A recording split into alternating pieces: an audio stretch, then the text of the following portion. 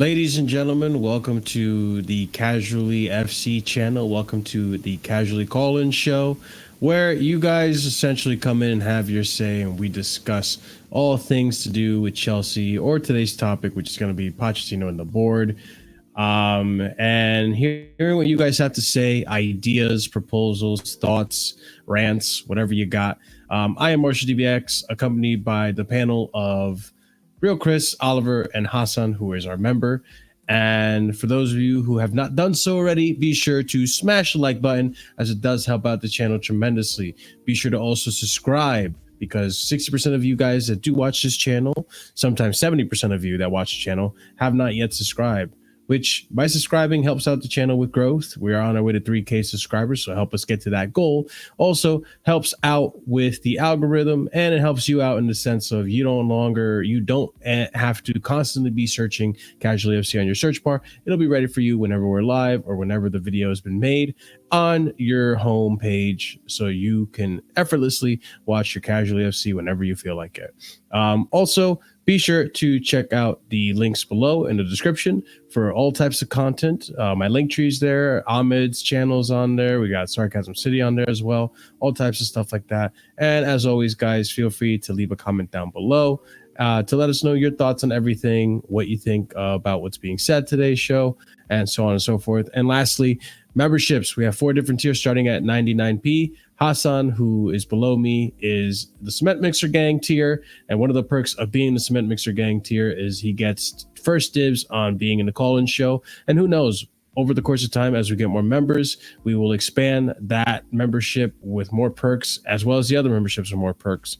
So you guys can be more involved with the channel, more involved with exclusive content, so on and so forth. So, hey, the more support we get, the more backing we get on this channel, the more income that comes into this channel between ad revenue and all that stuff. It all goes back to giving you guys better content. So show your support, show your love by considering joining membership or sending a super chat. And if you already are a member, let me get those emojis in the chat, please. But big up to everyone. I guess if you haven't done this already, this is the call-in show. We will not be taking call-ins until 20 to 25-minute mark. So the panel here will have a moment to discuss a few of these tweets that we'll be seeing, and then we'll let you guys in shortly. But big up to everyone. Welcome to the Doomsday Call-in show. We'll start off with this first tweet. We have a little bit of news in regards to Pochettino and the board. But let's start off with Pochettino, and let's see what we got here. Oh, wrong thing. Okay. Whoopsie daisy. Let's go back to here, and let's go ahead and share my screen right here. Okay. So first things first, we got here, Chelsea are backing Pochettino, and he is not under any immediate threat of losing his job, according to Nazar Kinsella. This was reported earlier today. You know, yesterday was the horrible result at at Chelsea at Stamford Bridge against Wolves. And listen, I can't say I'm surprised, but we all kind of knew that there's a good possibility that Poch will stay till the end of the season. At least there's a possibility he will be staying until that Carabao Cup final to see if possibly he can get us into European football, which I highly doubt. But let's continue. We have here from Matt Law breaking. Chelsea do not plan to sack Pochettino yet, but he is under pressure to improve results between now and the end of the season. Continuing on, we have Ben Jacobs right here. No unplanned talks or board meetings took place immediately after the Wolves' loss. Just business as usual at Chelsea. The plan for now still remains to judge Pochettino at the end of the season, which is something all parties agreed to do when he joined. Then we have here internally, there are different opinions on Pochettino, according to Fabrizio Romano. And we have a little bit more here on Fabrizio Romano. The pressure around Mauricio Pochettino is growing, but the preference at the club remains the same: to complete the season with Pochettino and then assess the situation at the end of this current season. The intention has not changed. And then lastly, I think we have one more. We have a few more, actually. Potter was safe up until he was not. Mauricio Pochettino's future is up in the air, but it is clear that even those abusing him on Sunday believe Chelsea's problems go far beyond the head coach. This is coming from The Athletic and Liam Toomey, which was reported. This was reported yesterday, I believe, after the game. Looks like it was after the game. So let's continue on. And then the last tweet I have here before we open this up for discussion is squad morale is said to be noticeably low at Chelsea Cobham HQ. Insiders close to the first team squad describe an atmosphere of players leaving as soon as they can after training is finished, with squad members rarely staying behind to complete extra work. There are also concerns over players' ability to receive analytical information. Certain players are also said to have shown difficulty in accepting critical feedback, according from Sammy Mockbell. On this last one, I do got to say, I think there needs to be discipline for those players that are opting to not fully complete their training, not working hard to reach the levels they have to reach. If this is what's causing the injury scenario that we've been seeing this whole season, then that's on them more than it is on Poch. But maybe it is on Poch because you have to have people to really reinforce these rules, I guess. But at the same time, like, there's a lot of problems here. Whether it's true or not, I don't know. You can take it with a grain of salt if you'd like. I feel like whenever something bad does happen, there's a lot of journos out there that will take advantage of a bad situation to blow up a story that is more inflated than it should be. Matt Law is a prime example of this, and we've seen plenty of journalists who try to exploit these situations. But you know, we will see in the end what is going on. But I find it hard to believe that now twice in a row, 2 seasons in a row, we're having issues with players committing to a training regime and sticking to it, and players struggling with feedback as well. I mean, I don't know. What are your thoughts, guys? Hassan, we'll start with you since you are our guest today. What are your thoughts on everything we just read up so far and this tweet and all that? All right, so I was just testing, so you can't hear me, guys, right? No, I can't hear you at all. You're inaudible. I wouldn't say that too. In Southeast Asia right now. No, but in general, like sometimes the audio bugs out a bit, but in general, from the start, when there's conflicting sources and stuff like that, you gotta question it to a degree. But I've seen this thing before with Potter. We've seen it before that on the PR side of it, where he's not in trouble. There's no rush, and you want to wait and see till the end of the season. But internally, or when people who are working at the clubs have said things otherwise, because this is where the journalists get their information from, is from people within the club. And then what Fabrizio Romano is saying is something completely different to what other journalists are saying.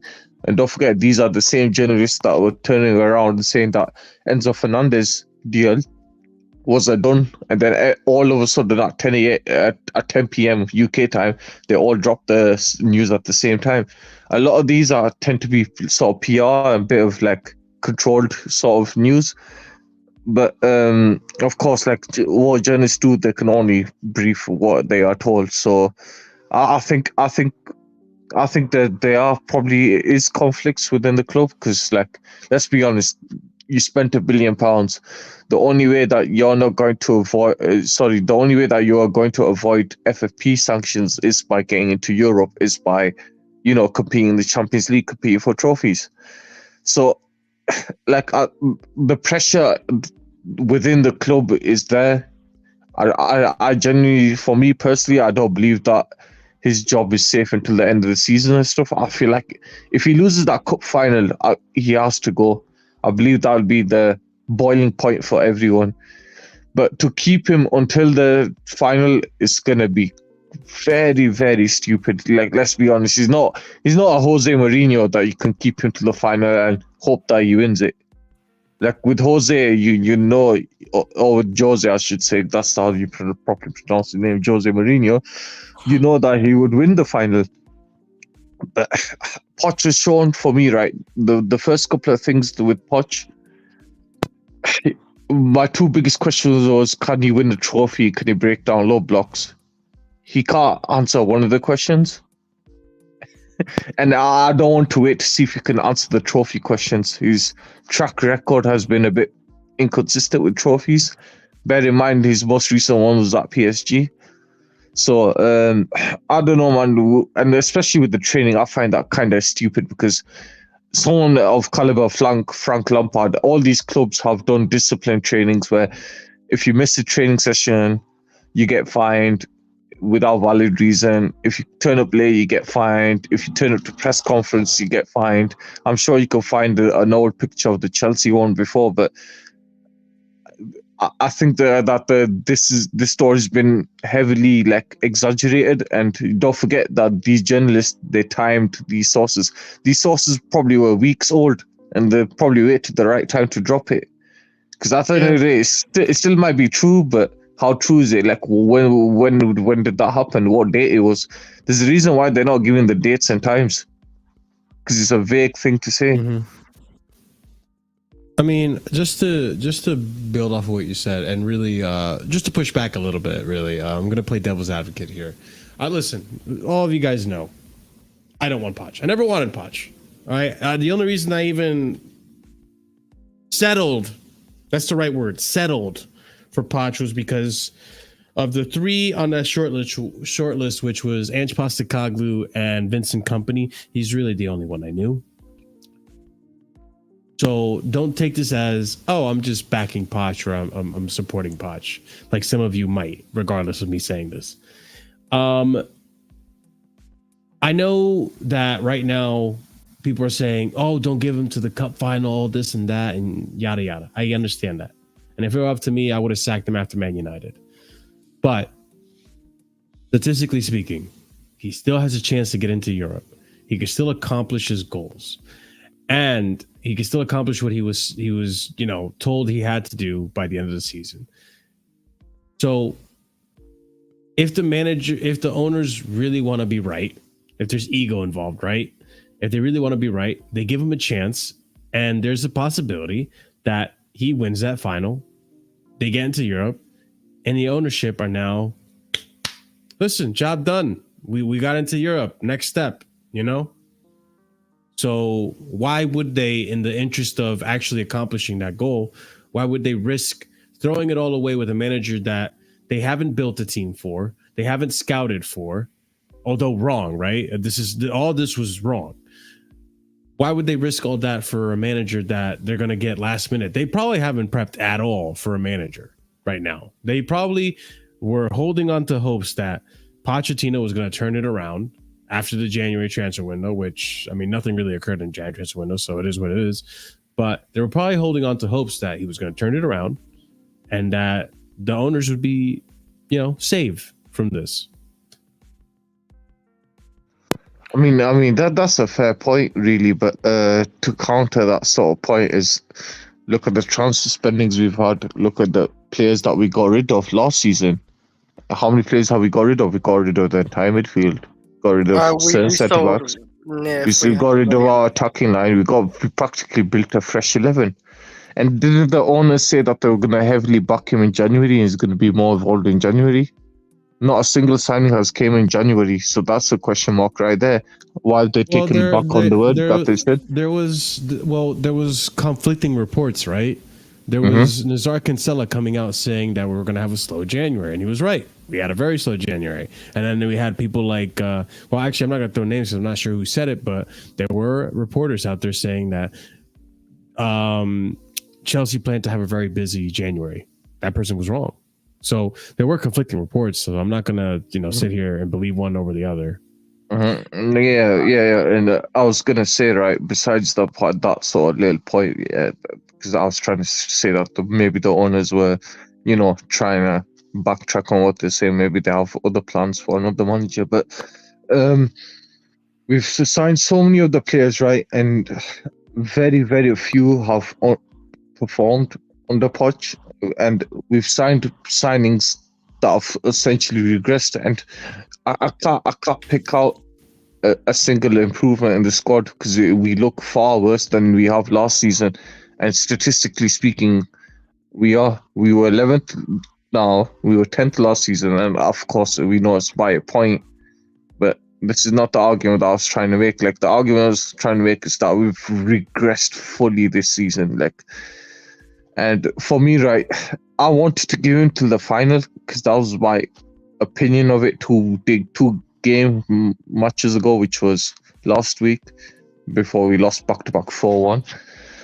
But Poch is not, for me, right? It's very, very hard for you to actually like give him, or objectively speaking, give him extra games. It was just like part of last season. Like he won Dortmund, he bought himself an extra couple of games.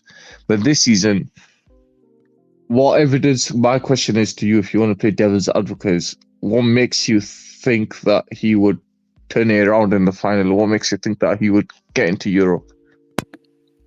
He has literally showed, like in the lead up to the final, like his hardest opponent was Brighton, a bad form Brighton, and that should say a lot. Like we have no hard opponents. We've only got to final because we had the easy run to there, and Brighton's the hardest team we had, right? From like thinking that, because I think Brighton is the hardest team we faced in the run. But they're the only Premier League team, and they was in bad form. They was in really bad form when we faced them. So like that's the hardest. And it wasn't even convincing. We Sanchez nearly cost us the game about 5 different times.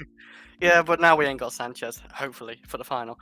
But like this is why I got no confidence for Liverpool. Liverpool are a very good team, a well-oiled team. Klopp's last season, you know, like they're just a better team and better manager, and I just don't see us winning that game at all. Not even close. We might even get smacked around in that final, and then that might maybe pull the trigger for the ownership. But at that point, it's just too late. At that point, because the season's over, we've got no trophy to win. Really, maybe the FA Cup, who knows? But yeah, like we're not winning our finals well. And I was gonna say, I'm not sure. Like we don't know about training things true, right? But I actually think Poch actually works in quite hard. Maybe it's down to like them on high contracts, like 8-year contracts. So they're pretty secure. They don't really like matter to them if they just do a bit of extra training.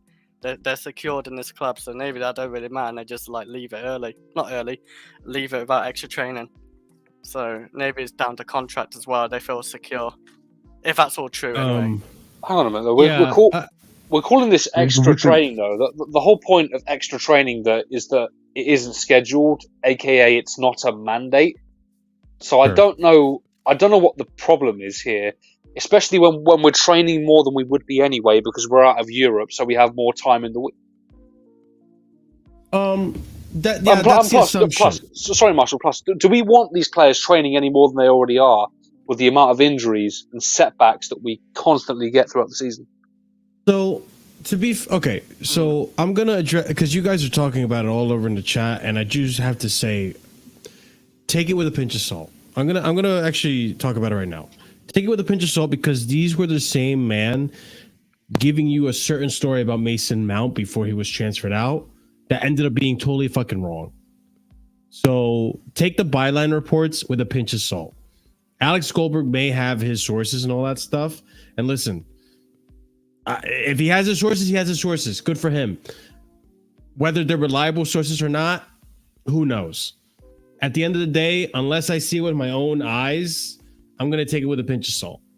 But let's go ahead and talk about some of these reports that came out in reference to training and the players' mentality from the byline, which you guys don't get your news from the byline. I don't know why you're going to believe it now. So anyways, training has been described as a shit show. All right, cool, resourceful. Let's go on to the next one. Pochettino has not enjoyed his time at Chelsea. Pochettino has not liked working with some people, and the working relationship is described as not good. Not good. I'm confused though, because didn't he bring his own staff? It must be on the recruitment side. That must be what it means. I guess. But then again, you took the job knowing what the hell was going to happen. So you can cry woe is me all you want, Poch. I don't give a fuck. You knew you had to work. This is what I mean. Like, didn't they have like a meeting with the board saying that, this is our plan? 2 months of interviews, Hassan. Exactly. 2 months of interviews. He's probably had like 5-6 meetings saying like, this is what's going to happen year 1, this is what's going to happen year 2. The board's going to make it very clear that they're going to back him in year 1 and year 2. So yeah, I don't get it. Like, the board must have told him what was going to happen. This is our project. We're going to do an under 25s model. Are you happy to take it? and we'll give you the money for it. So I don't get it. Like, why is he not enjoying his time? He knew what he was signing into. It's part of the reason why I find it hard to believe a few of these things, and I'm taking it with a pinch of salt, because also I find it so convenient that this is coming out now. Like if you had known this and you really want to tell Chelsea the truth and spread the news, you probably would have said something sooner. Marshall, this is literally the process of a manager under pressure, just before they get sacked, or in the months or even weeks before they get sacked. It's a smear campaign on the club and the players. Yeah. So basically what they do is they write down every bad thing that's happened during the manager period, and they'll just save it for their story. When Pochettino gets sacked, it will be a smear campaign on him, because that'll get the clicks. You know, that's the way this is just the business at the end of the day. Yeah, but I mean, Vic, this is also another thing I go at. Like, if this is true, then more reasons for Poch to be sacked, to be honest, because anyone, like any of us here, can make Caicedo and Enzo work. I'm sure of it. Like, it doesn't take a genius. But at the end of the day, I'm not a manager. I don't get paid the big bucks, so it is what it is. Mauricio Pochettino believes his time is coming to an end, and with sources regarding him as dead man walking, he already knows he will not be in the dugout next season.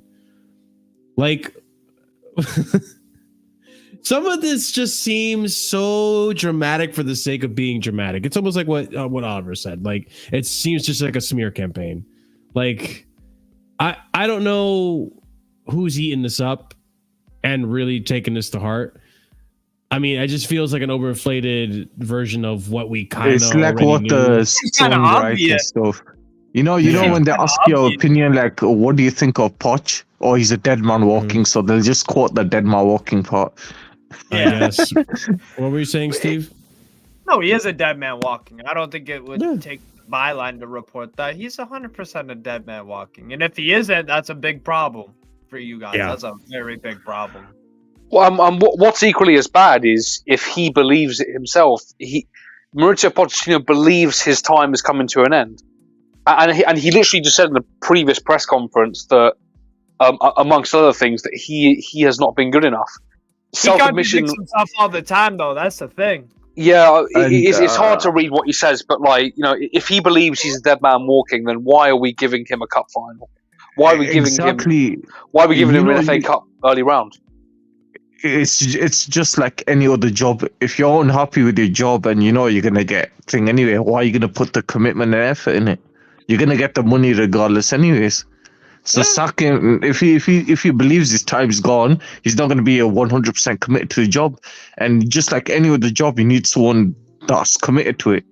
So you get rid of him now and bring someone in that's committed. Even if he doesn't win the final, so what? Yeah, none of us believe we're going to win the final anyway based on current form.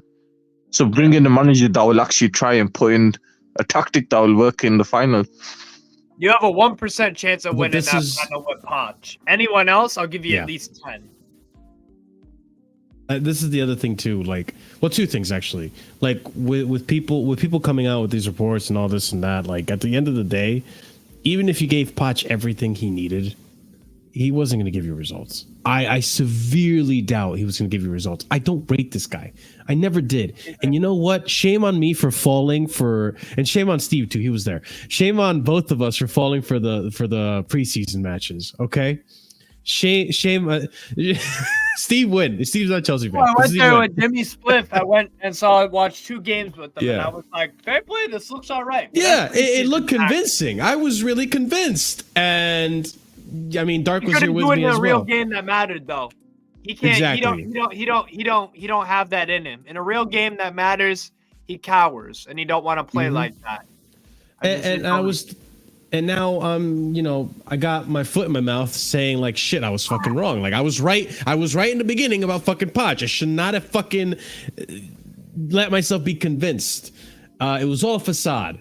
And I fell for the fucking balling. Nico Jackson was balling, and Cuckoo was linking up with Jackson. I was like, this looks really good. I can't lie. It looks good. And I mean, now we're sitting here. Decided to be a pussy. We're sitting here and we're in the same situation that the PSG fans and ultras were questioning. all the players looking crap Yeah, he was that we terrible. signed, and he can't break down low blocks. It's the same thing that PSG fans are experiencing. I don't want to go through that in the final. I'd rather bring in someone that can actually try in the final. Facts. I get where you're coming from. I just want to just quote a few more take with a pinch of salt sources, because now we have Matt Law reporting some things. This was a little bit more reliable than the byline, but it is Matt Law, and you know how Matt Law works. He's going to take the time to come out with news at the right time, not when it's convenient for Chelsea, but when it's convenient for him. So Chelsea fans singing Roman Abramovich and Jose Mourinho did not go unnoticed for senior figures. However, there was no sense of panic on Monday, which I'm sure this is very true.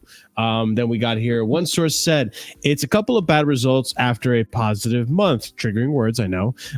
There is understanding at the top of Chelsea that Pochettino has been hampered by a huge injury list to key players, and that progress did seem to be being made before two bad results. This is I can tell this is supposed to be like triggering, because the Chelsea fans and most other fans that are watching Chelsea understand that the recent results were against, other than who did we beat that was a Premier League side? Sheffield. Other than Sheffield, it was for the most part not really Premier League sides or teams we were supposed to beat, you know? So going on with this last tweet here by Matt Law, Chelsea are not planning yet another mid-season managerial change. There was said to be no sense of panic at Chelsea on Monday. One source said it's a couple of bad results after a positive month. So again, triggering words from Matt Law, meant to get you really pissed off, but he's not lying either. I mean, they're not going to sack him. We know that. It's just a bit more loaded to just get people to react. But at the same time, I get why people are angry. I understand why people are angry. I wanted this guy sacked after United. United was the one for me. I was like, okay, this is absurd. This is ridiculous. This result now is now on the board. I look at the board and I'm like, okay, you gave him Wolves. You saw what happened. You have to go now. So it's absurd. I mean, guys, actually, Chris, I haven't heard much from you. You have anything you want to say? And by the way, I am going to drop the link for you guys to come in and have your say. I will pin it to the top comments, so it will be there at all times. But also, I will rotate the callers. So if you're part of the starting panel, you're chill. You can just stay here. But the callers, I will rotate you after it gets a little full, because there will be people trying to come in and out. So yeah, Chris, what do you think about all this, man? Because I haven't heard much from you. What about like Poch and all that, right? With like our results lately. Anything. Actually, Like, no. so I want you to tell me about what you think about season 5, episode 4 of Always Sunny in Philadelphia. Your life. I didn't watch that show. So your life. Actually, tell me what going happened on to in you your life? when you were in Wait, I may as well fifth watch that TV show. third and watch marking Chelsea. period of the 5th grade, my friend, or you know, school Like- 5, whatever the fuck you call it. I don't know. I Yes, don't Chris, know. about Poch, about everything we Well, discussed, guys. like it's obviously not going well for him, of course, but like, yes, the last 2 games where we conceded 4 goals, we conceded 8 goals in 1 week, and where we got when we got this final, like 3 weeks or something, I don't know. Like, we have to start getting momentum and results, but I don't see it, because like I'm pretty sure we got some tough. We got Crystal Palace next, actually, and that's gonna be a tough game, even though they got a bunch of injuries. But I don't know. Like, Poch is obviously getting him working. He's actually starting to like not play Colwell at left back, what we've been dying for. But now we're starting to beg Colwell play at left back again, because how bad Chilwell was playing at left back. So we're begging for like people out of position again. And what Poch has done with Maatsen, that as well. That's like, you know, what he's doing at Dortmund now. He's doing pretty good there. So I'm thinking, why didn't you not give him a chance at Chelsea? Because he didn't get given a chance at Chelsea. So that's where like Poch has made mistakes. He's made a lot of mistakes like that, and like, you know, in-game subs, you know, he's not done good there. But I don't think it's like all down to him. Like, this team ain't perfect. This team isn't like. I thought this team actually started season top 4. I thought our midfield would be brilliant. I thought our defense would still be good, and that's down to Poch's system, by the way. Like, our defense was good last season, and now Poch has somehow made it worse. I don't know how he's done that, but he's done it. But he's actually improved our attack, so yeah, like I don't know, like he's improved our attackers, but not all our attackers are that great. I rate obviously Cole Palmer, and Cuckoo. Jackson's okay. He's not like completely shit, but He's not like what we need to get top 4 or like chance for a league, but he's okay. But the rest of them, like Madueke, Mudryk, and players like that, they're not like top 4. I don't think. Well, at the minute anyway, top 4 level players. So I don't really like blame that on Poch. Like we've had chances where like players that actually should have scored, like Mudryk, where I don't know who crossed it to him. I think it's Gusto. It's against Liverpool, where he just didn't put it away. Like there's chances like that, and they don't put it away. So that's not really on Poch. So our season's fucked again. I wish I didn't. I wish I couldn't say that again because I thought, last season was so shit. Hopefully it's not again. But it's happened again. We're in the same situation. We're actually 1 point worse than last season right now. So it's exactly the same. It's Discord. It's both. Sorry. No, go ahead. Finish what you're saying. Sorry. No, but like, yeah, both seasons are fucked. We're not going to win anything again probably, and we're probably going to finish like at best top 10. And that's just sad to say as a Chelsea fan because we spent so much and we've been hyping this season. We had an awful season, cool. We're gonna have 2 awful seasons now, and God knows what's gonna happen next season, eh? Yeah, but I gotta give this man a special introduction. If y'all on the Discord server, y'all know him, the man, the myth, the legend. He's here to spit the minerals, man. He's here to say it like it is. He's here to land them. He's here to land it. Dark, what's going on, bro? Welcome to the channel. Oh. he's trying to land the minerals, bro. No minerals are getting landed today. Watch this disbelief. A little face reveal as well, man. That's extra special. Yeah, extra special. I already knew what Dark looked like. Yeah. I mean, I went to a game. Imagine I went to the game with him and I didn't even know what he looked like. Like he just went to the game and still didn't see what he looked like. That'd be some wild shit. But regardless, I was gonna say a joke, but I gotta keep it PG. Yeah, keep it PG. We're not on Discord. No TOS. Okay? Yeah. But Dark, talk to me, man. What is going on with Chelsea? How do you feel about the recent reports coming out that you're seeing that we're going to give him time and the managers aren't planning to sack him? They don't want to do another mid-season sacking, so on and so forth, my friend. This is disgraceful. It's disgraceful. Why are we waiting? I mean, didn't we already learn our lesson with Potter? That's not. I mean, yeah. I don't know. Well, we did. Not too much. They didn't. Yeah. Not too much I can really say. Just gotta fix the problem. It's so obvious for everyone to see.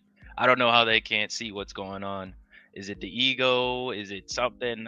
Pride? It's got to be something. Nah, man, it's the injuries, bro. For me, the injuries. It's height. We don't have a set piece specialist. That's the problem too. Oh yeah. I'm putting it down to ego and naivety. I mean, the naivety speaks for itself. You know, there have been bad. The naivety to hire this guy in the first place, for one. You know, to shortlist him. These directors shortlisting him. That's naive. The ego, as we saw last season. You know, Bowley and Igbali refusing to pull the plug on Potter quick enough, and we're getting a repeat of that. And I'm sure you guys remember the interview from our sporting directors after the transfer window, where they were literally just tooting their own horn for like however long they did it for, you know. And what's happened since then? You know, where's your action? You know, it just a lot of it reeks of ego, but it's mostly naivety. Like, these owners have good intentions; they've spent money, you know, so you can't say otherwise. But the decisions are horrible. I was gonna say, right? Can you blame him? Can you blame Bowley and stuff, right? Because like they can't, like, on the public image for them, right? They can't get a manager wrong again. They can't make the same mistake twice. I think that's why they're trying to hold it out. By waiting, the public image should be the last of their concerns because they're losing money. They're risking a potential sponsorship with Jordan. Remember, giving this guy the Carabao Cup final, because let's face it, we're not making Europe through the league. Carabao Cup's our best opportunity. Right. Hey, we could win the FA Cup. Let's try again. FA Cup. We got around to there. Aston Villa, yeah, Villa Park. Good luck, Hey, man. we might beat Villa. And then we. Chris, I want to know your plastic surgeon, man, because I need to know where you're getting this chest from, dog. The fact that you say these things half the time. Listen, I'm gonna take the flight because I'm going to watch it tomorrow. I'm going to watch it. I will say though, like, maybe this ownership don't want to rush and sack him now because like they might not have the right man, and I would obviously want to get the right man in because I don't know who's really available, who to get. Like, is there a right man? Anyone. Well, anyone. When have we ever thought about who's the right? Oh, this is stupid. Yeah. After second Tuchel, I think we probably we got Potter, who was like unknown really, like, and you turned out shit. And now we obviously, we're in this like situation where they hire Poch, where he's kind of shit as well, I guess. So You've literally got 3 managers on the free agency market that you can go and snip up right now.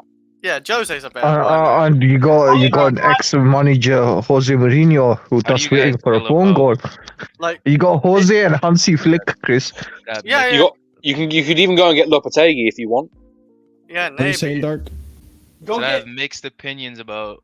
Like this is for the first time in a while, right? Because let's be honest, like Tuchel, like you were gonna downgrade from anyway. This is the only time where I'm looking at the manager list and saying we're upgrading from Poch.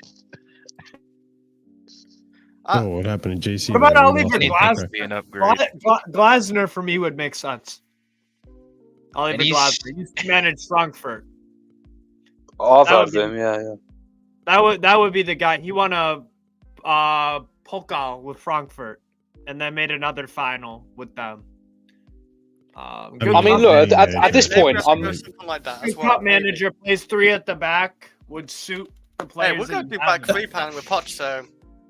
I need to talk about that. Yeah. Oh my god. Conte 2.0. I need to talk about that. He's literally throwing everything at the wall and hoping it sticks, man. It's not quite literally. Actually, let me read this super chat real quick, and then I have a question for you, Dark. I'd take Phil Jackson over Poch at this point. Remind me who Phil Jackson is. NBA Bulls coach, Chicago Bulls coach when Jordan was Okay, there you go. Okay, I don't do any basketball, but hey, that's why we got Steve here. He helps. But Dark, I have a question for you, bro. All right, after the Wolves game now, which I don't even know if you watched it, man. If you didn't, good for you, man. You probably had a better day than most of us. Watched that first half, and then I went back to sleep. I did not watch the second half at all. Wait, where do you live? You live in the States? What time zone?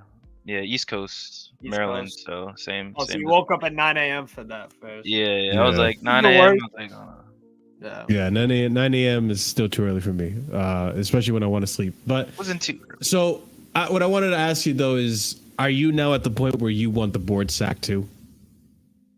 Bro, get them all gone. The plan is failing. Whatever they had trying to cook up in there, it's not working. Yeah. Get them. They don't know what they're doing. The recruitment is cool, but I feel like I don't know. It's just too many things going wrong at once. They had to get both right. They had to get the recruitment and the appointment right, because there's no point in having a good recruitment and good talent if you have a manager that doesn't know how to fucking use them. Yeah. And it's vice versa. There's no point in having a good manager if you're not going to back him with the proper recruitment.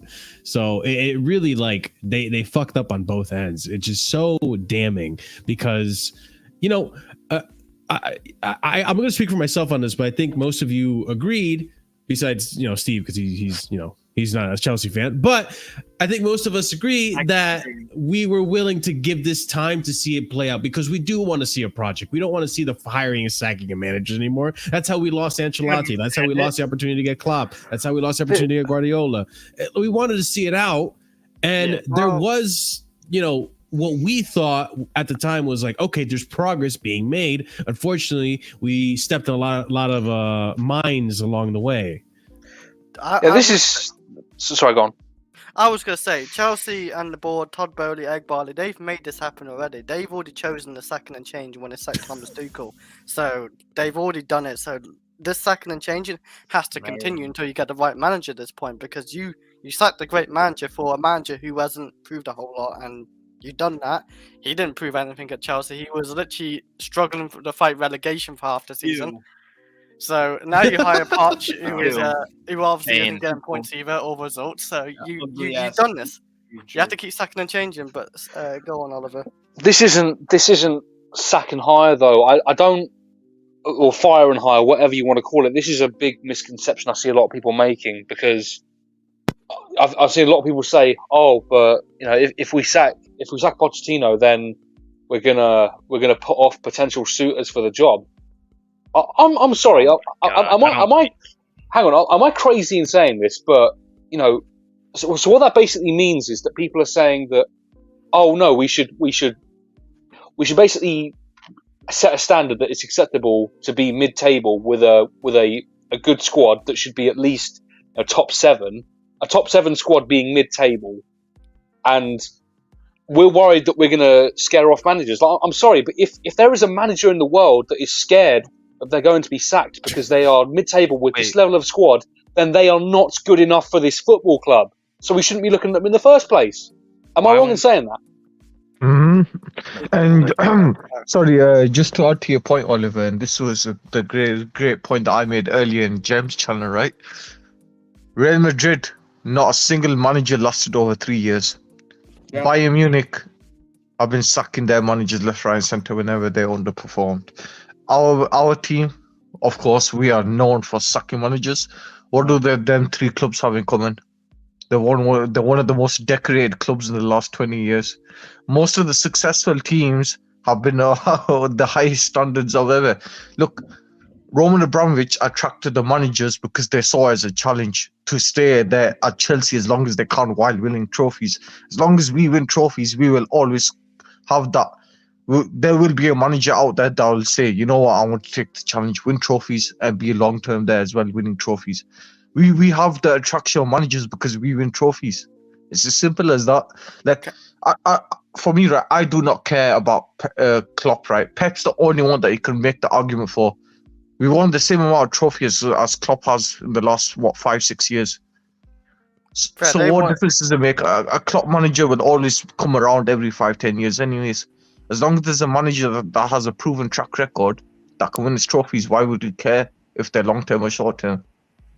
This is Chelsea Football Club. We're one of the most decorated clubs in the planet the last 20 years. I do think there is a bit of a difference. Like, let's be honest, you know, the situation in the Premier League with like who's at the top of the table, this isn't a Real Madrid or Bayern Munich where Bayern Munich have won the last 11 Bundesligas. Where in La Liga it's a duopoly between Madrid and Barcelona. Sometimes Atleti. Sometimes Atleti, but you know, that's like the odd 1 or 2 times in 10 years. You know what I mean? So it really isn't the same. But I don't like this categorization of hire and fire. No, this is having a baseline standard of performance. That's all it is. That's what I was trying to say. This hire and fire model, right?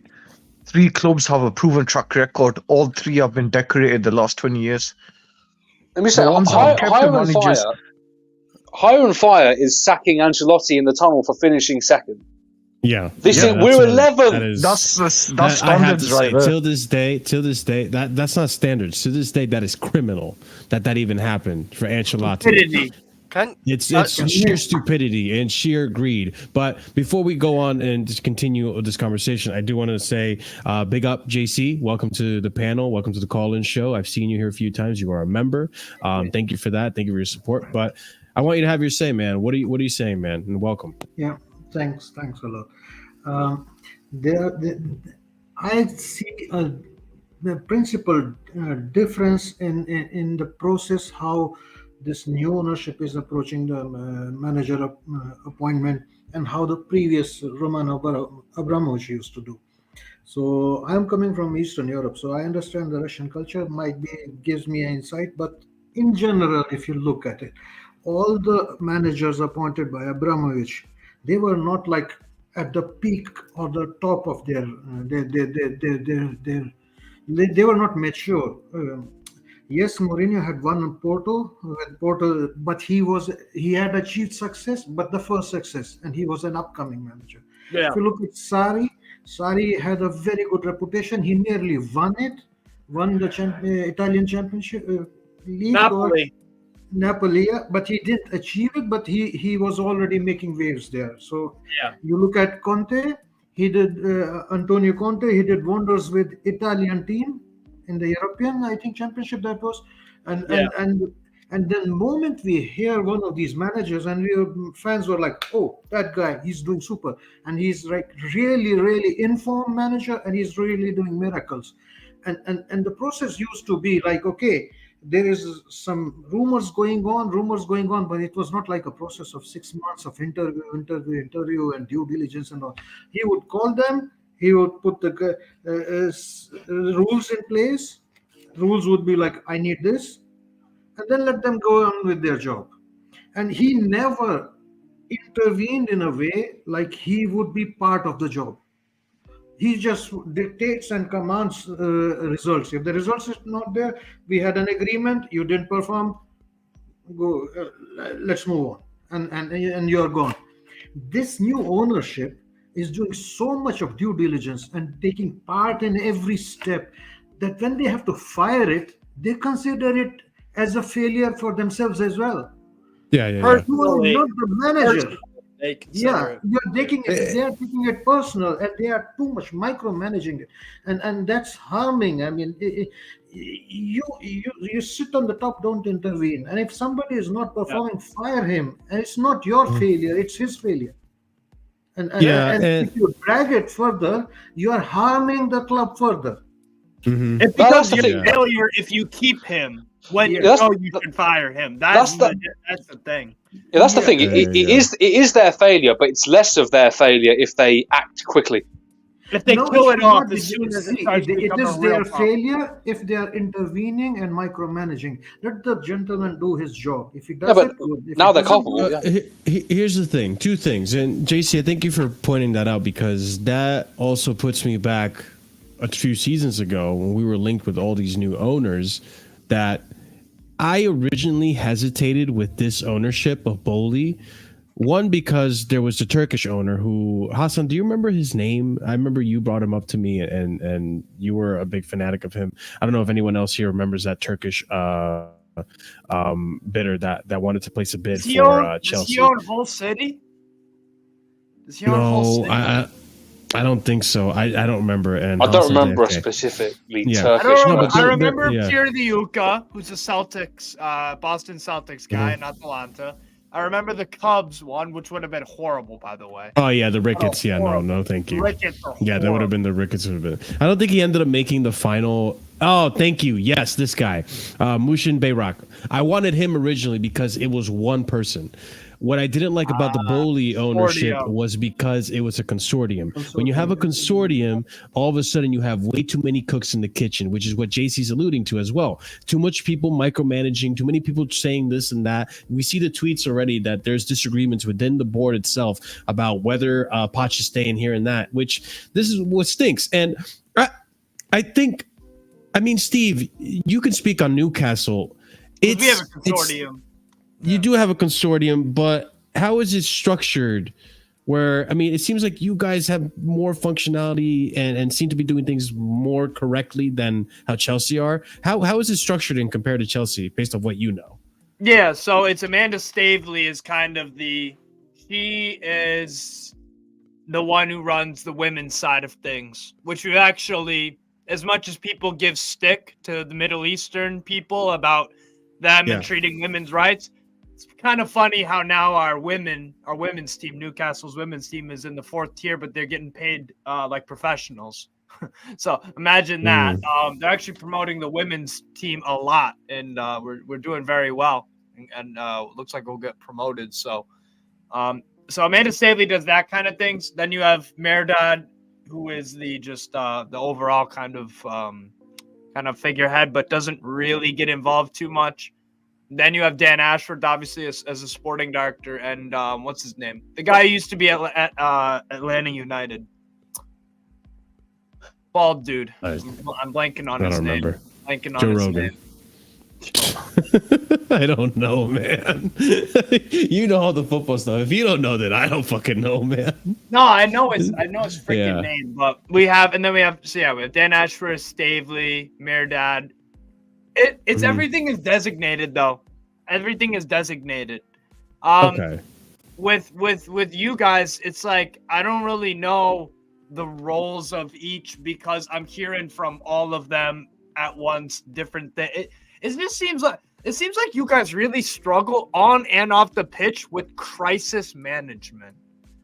It just seems like when something comes along, it like blows up.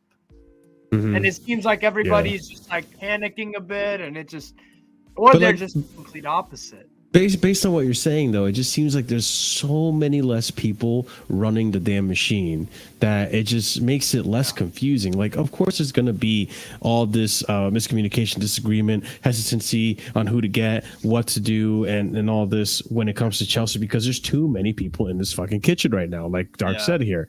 And, it's like a difference between a family-owned business and a corporation. So even for appointing a simple director of football, they have to find 2 people and they appoint. In fact, it was 3.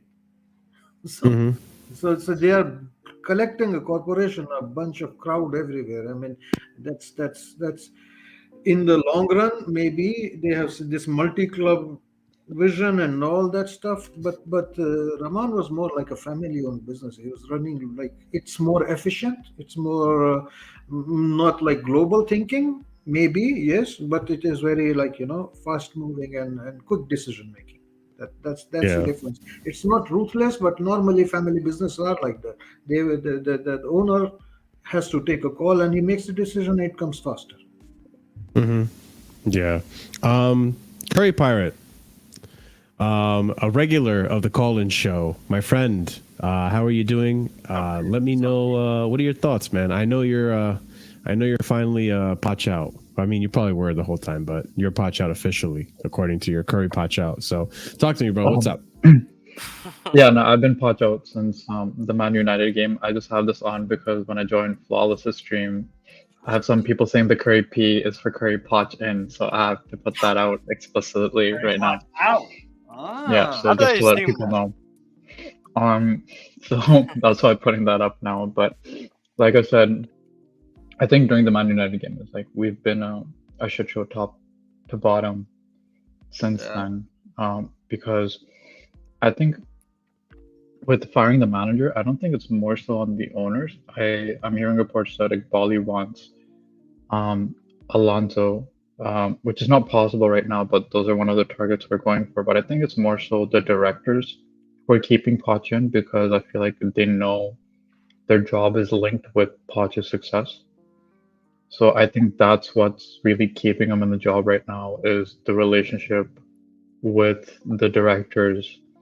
And that's the only reason that that's happening, which I think is complete BS because we should have learned from last time, aka with Potter, because some of the board wanted him out, some of them wanted him in still, and that lasted till basically February, March for us and took out our chances completely when we could have done maybe an Aston Villa where they hired a good manager in Emery. They were 17th and they finished 7th, and now they're in the top 4 race.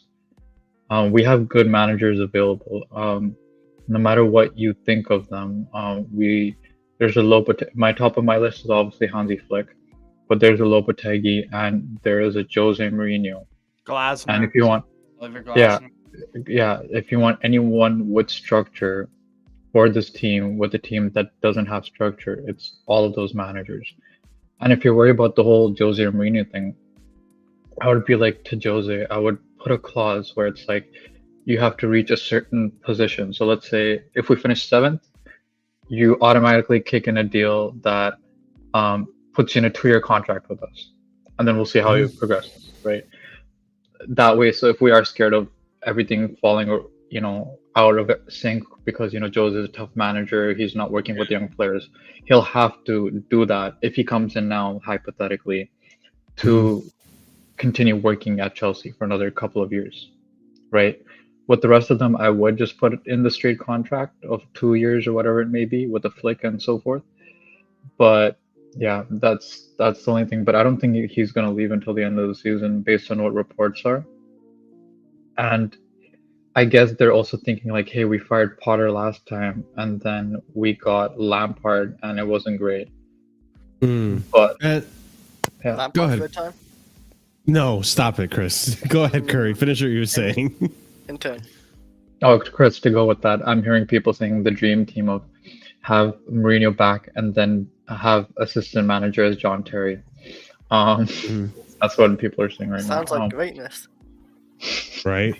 But I mean, going off of what JC was saying before as well, which I forgot to mention this, and thank you for saying what you just said, Curry, because it triggered that memory to work, and it also triggered me to remind me to tell you guys that there's 85 of you watching, and you need to smash that like button. Thank you very much. Appreciate you. Hey, do it. Also, make sure to subscribe because it helps us out tremendously. If you like the content, if you're Poch, smash that like. Yes, Chris. Dislike this video if you're watching. But also, if you do like the content, if you like what we're showing you guys here, if you like this call-in show, go ahead and smash the like button. And also, the call-in show, the link is pinned to the top comment. You'll see it at the very top of the chat. Come in and have your say if you feel like it. But what Curry just reminded me, what JC was alluding to before, is also with the whole sacking right now of the manager. I think it's even more embarrassing this season. What's so damn funny?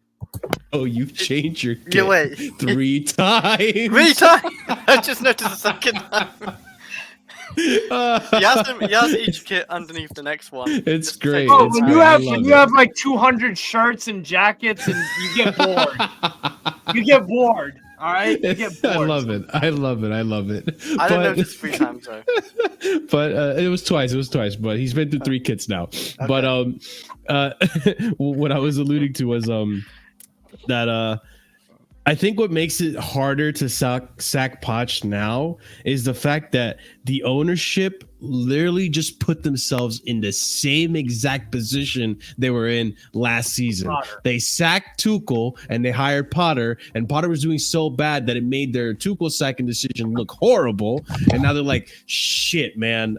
All right, sack him. Fine, we'll get an interim. Now they're like, okay, we got it right with Poch. And we definitely didn't need to wait on Potter. We made the right decision. And now you're seeing the same thing happening with Poch. And they're like, fuck, man, maybe we should have just stuck with fucking Graham and gave him the backing he deserved. We should have given him the $1 billion. We're looking worse defensively, and there's no system and all this. And it's just like, it is ego. Like at this point, like it's a lose-lose. No matter what you do, no matter what the ownership do, it is a lose-lose.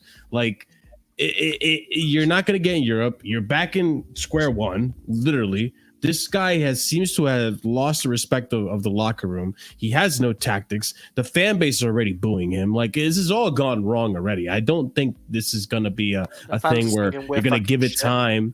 Yeah, I don't think it's going to be a thing where you give it time and we're going to see what happens in the long run. No, I think this is bound to be doomed. But what I'm trying to get at is that I think at this point, if I was the owners, I would just do it because again, it's a lose-lose. No matter what happens, you're done here. And I get it. Maybe don't risk a new manager for this whole build that you did for Poch and risk losing that final. Maybe that's the thinking. I don't know. It doesn't make sense to me. I'd rather bring in another manager, but it is coming from that point of view. It is ego, but all of us in the fan base already know, bro, the owners, you guys have lost this. It's done. We know you guys have pie in your face right now. It's either it's bad this or bad that. Like, just do it at this point. We don't want this manager. He's shit. But going off of that, my friend Jason22, big up. Welcome back to the channel, my friend. What do you have to say on any of this, man? This whole mess. I think the owners have to take, not the owners, the recruitment have to take most of the blame. Since they've been there since, was it January 2023? 2024. Yeah, since that January window we got in. So yeah. There hasn't been any improvement on the pitch, literally any. The players they've brought in are not top 4 quality. They're not Champions League ready. I don't think any recruitment in the whole of the sports world outside of football has ever gone with a recruitment of players under 25 and trying to win now or get into a competitive position. And I think that's one of the most ridiculous things in sports history, especially at a club like Chelsea where we have a history of winning consistently, and to come in to sell a unit that was getting top 4 consistently. Of course, we were dropping off a bit and it was time for a change. The turnover was way too quick.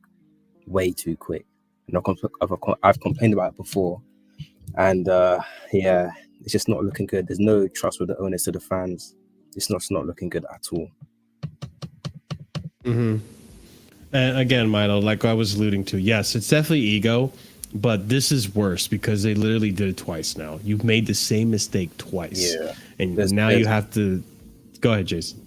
There's no trust with the fan base to recruit a new manager that would be better than Poch.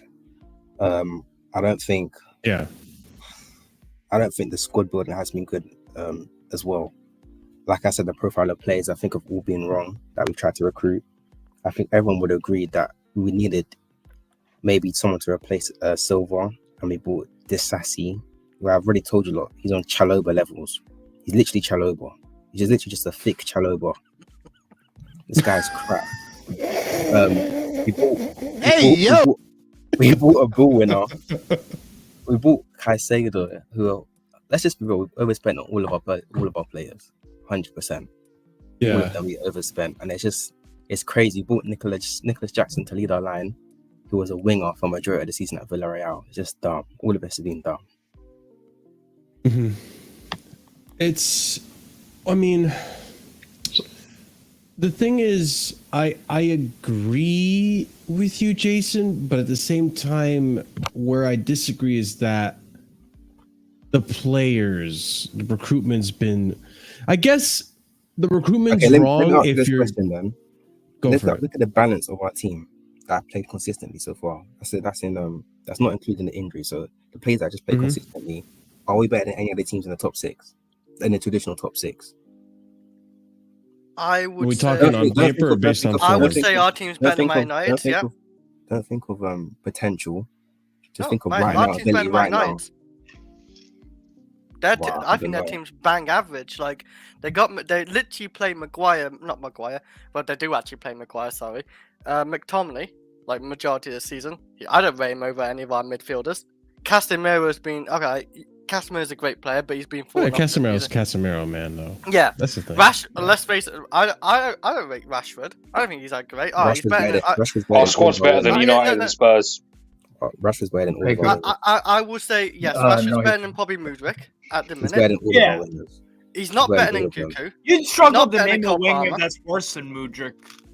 Right now, as it stands, anyway. Mudryk's not even in the discussion. He rides bench all the time. We have a better right back in him. Inside of the Premier League, you struggle to name wingers that are worse than Mudryk. I'm sorry. Like, even Mudryk Callum Hudson-Odoi is better than Mudryk. Yeah. Jacob Murphy. What? Jacob Murphy, bro. Jacob Murphy has like 5 goals this year. Let's have it right. God damn it. But no, okay, listen. I'm just going to be completely honest, right? I'm going to be completely transparent. I'm putting this on the line. Some of you might clown me for this, but I truly believe with the players that we have, and maybe I'm the only one, maybe you guys agree with me. I truly believe that with the players that we have, excluding Mudryk, we can challenge for top 4. I just genuinely think that conversation for sure. I just genuinely think that the issue is the manager and what he puts out there in terms of tactics, style of play, what you're going to do in what situation, instructing these players and what to do. I think that's why we're hearing so much like, we need experienced players, we need experienced players, we need experienced players. But then he rejects Vlahovic. Exactly. That too. But I think part of it's because you need experienced players to kind of be a role model for these players, which is fine. That's fine. You do need, it is important to have some type of role model figure in the locker room to help guide these young players, so that if the case is what the byline is saying is correct and true, that these players are skipping out on optional training and all that stuff. Listen, like I agree, Oliver, to what you said earlier, that it's optional, it's not mandatory, but you're at Chelsea. You need to strive to be the best. That's one thing I'll give Mudryk, that at least Mudryk does put in the work. He does put in the hours. He strives to be the best. He can't execute it, but he strives to be the best. That's the mentality you have to have at Chelsea. That's the mentality you have to have at any top club in the Premier League. You need to strive to be the best. So they need a role model in that sense to have that. But I think the biggest reason that Poch wants experience in this team is because he needs experience to bail him out. Yes. I literally think that's what it is. I think that season he had at PSG, he's like, you see, this is why I need experience. Look at what I was able to do at PSG. He had Neymar, Mbappe, and Messi, who alone, those players without a manager could probably carry a team. Those are the experienced players that he probably wants. Those kind of experienced players that can carry a team despite his tactics, so that maybe he can feel better about his tactics. Maybe he thinks he's the one. Hey, listen, that's what I did right there. But the reality is, it's kind of like how we won the Champions League the first time. We all know it wasn't it wasn't Di Matteo's tactics. It was Jose. It was Jose's football that was instilled. That's the experience he's looking for. He wants these players that can kind of just do their own thing, have their own individual brilliance because they've been there before. They know what to do, and that to me is more damning on Poch. That this guy doesn't know what the fuck to do, because any other true good manager can set up a tactic, set up a system, set up a form and style of play that gets the best out of most of these players. Which is why when Tuchel came in, he set us up in a back three, because Tuchel recognized I have a Jorginho and I have a Thiago Silva who's too slow. Both these players are slow. Let me set up in a way that gets the best out of some of these good players. We didn't get the best out of our attack, but at the end of the day, we won the Champions League with that. And he also recognized that Jorginho can't play on his own, so he paired him up with Conte and stuff. So yeah, he covered the floor. Thank you. That's what makes a good manager. Not Tuchel didn't ask for experienced players. He didn't ask for really much. At one point, Tuchel needed a midfield, and he didn't even ask for a midfielder. So you know what I mean? That's why I'm not having this idea that Poch needs the experienced players and that you can't really do much with this youth team and all that. That's why I'm being transparent. I think with this youth team, Jason, I think we are capable of top four. I really think there's talent here. Wait, you think this team right now is top in current form with this manager? No, but these players, I think the talent is there to get top four. I thought top four at start season too, but certified top four. Certified top four if you had a striker that was above the level of Jackson. I think Jackson would be good as a backup. Not just the striker, Steve. Not just the striker. Left wing as well. I think Palmer's the only guy that's top four level player. But you know what? Even then, though, I would even argue that if we had a proper system for Jackson would probably be able to bag more goals. As much as I make fun of Jackson saying he's 100%. Touchy and all this and that, the way we're playing Jackson's almost playing as a number 10 or a false 9 at times, because that's just the way he plays. He likes to be involved, but we need a striker and we need to create more chances for him. And I get it. We have given him chances, but I would believe that in a proper system that allows us to actually take advantage of our chances and score goals and create more chances, I think Jackson would actually be a decent striker. But the fact that he's what he costs, 40 mil and gotten this many goals already, 30 mil, and he's gotten this many goals already. You know what? I gotta give him kudos as well. He's performed we expected him to. By the way, but he was always going to be a backup. By the way, Steve, I would say that as well. Yeah, he's a backup. And I thought he was too. To be fair, one thing I do want to get off my chest though regarding the Wolves side of things, people saying that Mateus Cunha is crap. I'm sorry, bro. He's been on fire this year. I know he's missed some chances before, but I don't think there is much chance because he's actually been playing very well. And those same people will try to defend Jackson and be like, well, he's got 7 Premier League goals. Why can't the same apply to Cunha? And I think Cunha is a bit of a better footballer than Jackson, respectfully. He might be. I just want to put that out there. I know that the goals are deflection, but what? Jay. Cunha's done all right this season, fairness. Before we continue, I do need to address this. I believe if you look at the statistics, I think Chelsea are in second for the most chances created this season. Something like that. We do have no. I think we're overrated in that department. No, we do. No. We have the most big chances in the season. Here's the problem with the chances created. I talked about this with Flawless. On it doesn't go over quality. Fake stats, subjective stats. Goals are goals. We can all agree when a ball crosses the line, that's a goal. If you pass the ball to someone and they put the ball in the back of the net, that's an assist. The goalkeeper makes a save. There's no subjectivity about those 3 things. Sure. There's no subjectivity about clean sheets. There's no subjectivity about wins, losses, and draws. Or sorry, losses and draws, not laws. Fucking hell. There's subjectivity about big chances created. Interceptions, you could probably argue, are a bit subjective, because it's like, is it a turnover or is it an interception? You can make that argument. So for me, subjective stats like chances created, every website, never mind just us as people, consider chances created could be way different. Is the 40-yard shot that hits the crossbar and doesn't go in? Is that a clear goal scoring opportunity? It literally depends on who you're getting the data from. Big situation anyway. I've seen tweets from stats like accounts and people that have had us in the top 2 for chances created this season. I've seen tweets from other accounts that say we're not even in the top 6. Yeah, in the league. I've seen Newcastle be top of chances created, but then one time was like 7th. Like, I'll tell you what. I'll give you a concrete stat though. We have, at least before the most recent game, we had the worst crossing accuracy in the Premier League, 18%. Makes sense. We ain't got our boy Reece James, and that's why. I was just about to say that shamelessly. Yeah.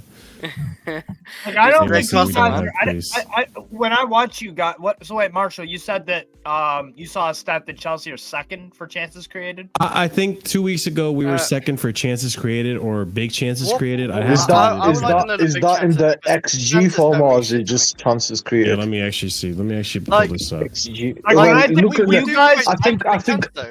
I think even though the data is subjective with XG, I think that's a lot more consistent too, because this uses the same formula. I don't think it is though, Hassan. Just for this argument right here that I'm no, of course. I test will always, like, you can see from the eyes that he should have scored, because a keeper could stumble late like a Karius. Sure. And that XG could have been like 0 point something, but because the keeper stumbled, he scored. Like, of course, there's that argument, but like, what I'm trying to say is, rather than big chances missed, it's not subjective when it comes to big chances missed, because it uses the exact same formula. I'm looking right now at the Premier League stats. Actually, I'll pull it up for you guys. Why not? We'll do this. Even when the last 2 games where we got smacked, we created a lot of good chances. No, this is very recent. This is actually from the Premier League. We didn't create nilch against Liverpool. I'm sorry, bro. Wait, yes, we did. Oh, okay. We didn't. We created 0 in the first half, man. First half. I'm pretty sure. I just looked up big chances missed, and we have Nicholas Jackson here with 13 big chances missed. Ollie Watkins, who's having a great season, 14 chances missed. Erling Haaland, 18. Yeah, Isak's up there. A lot of good chances, and Nunes, man, them two. But they get plenty of chances to also. That game against who was it against? Against Chelsea. He had a couple good chances against Chelsea, man. Even County. He hit the bar 4 times. Yeah. All the woodwork. Like that topped the list. Albeit one of them was an incredible save from Petrovic. An incredible. Yeah. Oh, that counted. A disgustingly good save. Very, very good save. That's one guy. The one that nearly headshot Astrid Wet. I'm looking at the XG star. We are 5th when it comes to total XG, where we should have scored 46 goals, whereas we scored 38. We're not even in the top 10 for shots. Oh my I've said it before with XG though. It depends if you rate XG. I'm personally not so on that. I'm only using it for the sake of the argument of, like, we do not create enough chances where we actually do, where we just miss it. Like, I don't highly rate it because eye test actually matters more than the actual stat. I'll explain the biggest problem with XG. The problem with XG is that it's a cumulative stat. You can create. You could do 100 pop shots. You can create 100 chances that are 0.2 XG, and you'll come out of the game with a 2 XG. But that doesn't mean you should have scored 2 goals. Yes. What were you saying about this, Steve? I was saying, and my big issue with XG is I don't think it's specific enough. If you take a penalty at the Santiago Bernabeu, it's way different to shooting a penalty there versus going away to Ipswich. It removes the context weather- both of the situation and the player. Yes. Is it a preseason game? Who is in goal? But that's the point. Is The stat is supposed is to the be guy the coming- consistency of the shot, not the. Is the not guy the- coming back from an injury? Has the guy missed a penalty? Has the guy, you know what I'm saying? I could go on and That's- on and on. that's not the Is it point. Yeah. Not the point of stat. There needs to be a new formula. Like, let's That's be not honest. the If, point of the stat, though. I don't think there is, because it would have to be a supercomputer that does No, this the kind point. of stuff. The point of the stat is to look at the quality of shot the player's taken and where it's been taken on Yeah. the pitch. On but the pitch. It's the not but the supposed- quality of the it's not shot's supposed to be- different depending on who the player is. Like, let's be honest. If you have, Mentality. No, the hang quality- on. Let me just explain it. If you have a Yeah. shot taken from a particular area in the goal, are you telling me that Harry Kane has the same chance of scoring it as Rhian Brewster? It's the quality of the shot on the pitch. So Hell if no. it's, for example, if it's 5 yards out, it's going to be a That's the higher point. XG. It's not about the individual person. Well, and that's my issue with it, because you can't tell me I have the same amount of probability to score a penalty as Harry Kane does if I get subbed on like freaking like that Southampton dude in the 90s that fooled everyone who's a player. What's his name? I completely get the point, but the only reason why I used it in the first place was even though there is Yeah, for question sake of marks the on it. It's just for the sake of like creating chances. All But right. to be honest, the Premier League are big chances missed. Like we all know that how many chances Jackson has missed one. We've seen it against Spurs. We've seen it against other teams. So Fair, that's some of those big I chances test that I bad test ones, also but, backs up that we should have scored a lot more goals. Sorry, guys, Speaking of that Spurs game, I just want to bring it back just very briefly to what Steve was saying about Cunha. Barely any of us rated that Jackson hat trick, so it's the same energy. No, You were gonna say It's the something? same energy. I'm not gonna lie. I'm not gonna lie. Like everyone, Cunha did everyone. it against 11 men as well. 11 exactly, and not a super high. Hey, it may as well have been 7 men the way we were playing. Well, God damn. you could. I know you can say that, but like, yeah, like, come on, Cunha is not like as bad as Jackson. He didn't have like a ton of chances. I rate him, bro. I would take him Yeah. at Newcastle as backup. He's to not Isak. bad. He's not bad this Genuinely. season. Nah, and you know what it he's is? Okay. He is a pass first kind of striker. He actually has what, 6 assists in the Prem? He's had a few assists. He's had a few I- assists. in I the literally FA had Cup him in my too. whole draft of my fantasy the whole season because I lost my Harry Kane and all that. But like, yeah, he's been getting me points. He's for, like, decent, man. season He's goals. decent. Good first touch.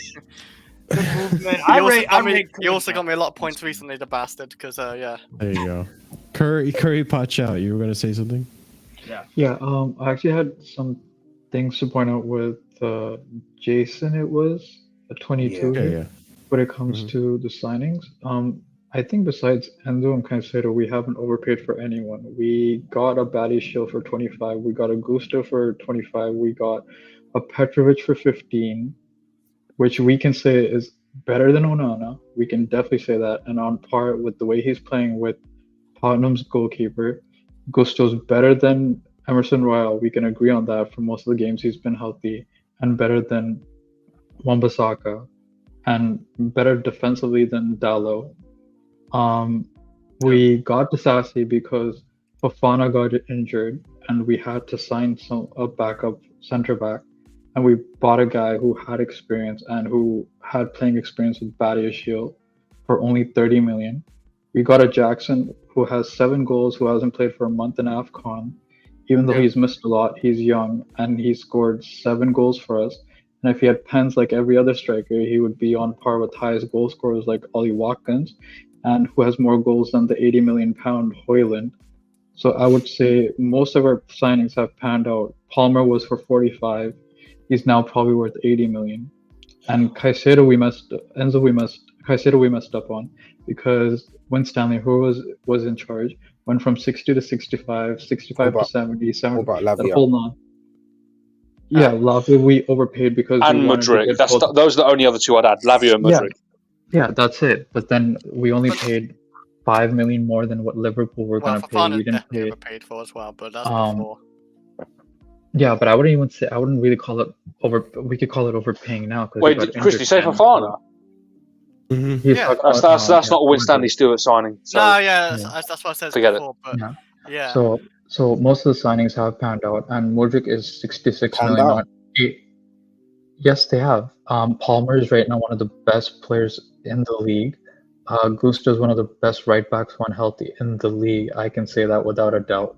Badiashile, before Poch's tactics last season, was a solid center back for us. No one can deny that. Disasi has had good and shaky moments, but we can't deny if he would be better with another manager Like, besides who hasn't? Yeah. because more than half this fan base wanted Rudiger out before Tuchel came in. We can all agree on that. And then we won the Champions League. No, not even first season. This was when it was Lampard's season going into when he got sacked. And this entire fan base, you cannot lie to me, wanted this man gone. And then when we got a competent manager with competent structure, what happened? He turned around and played amazing.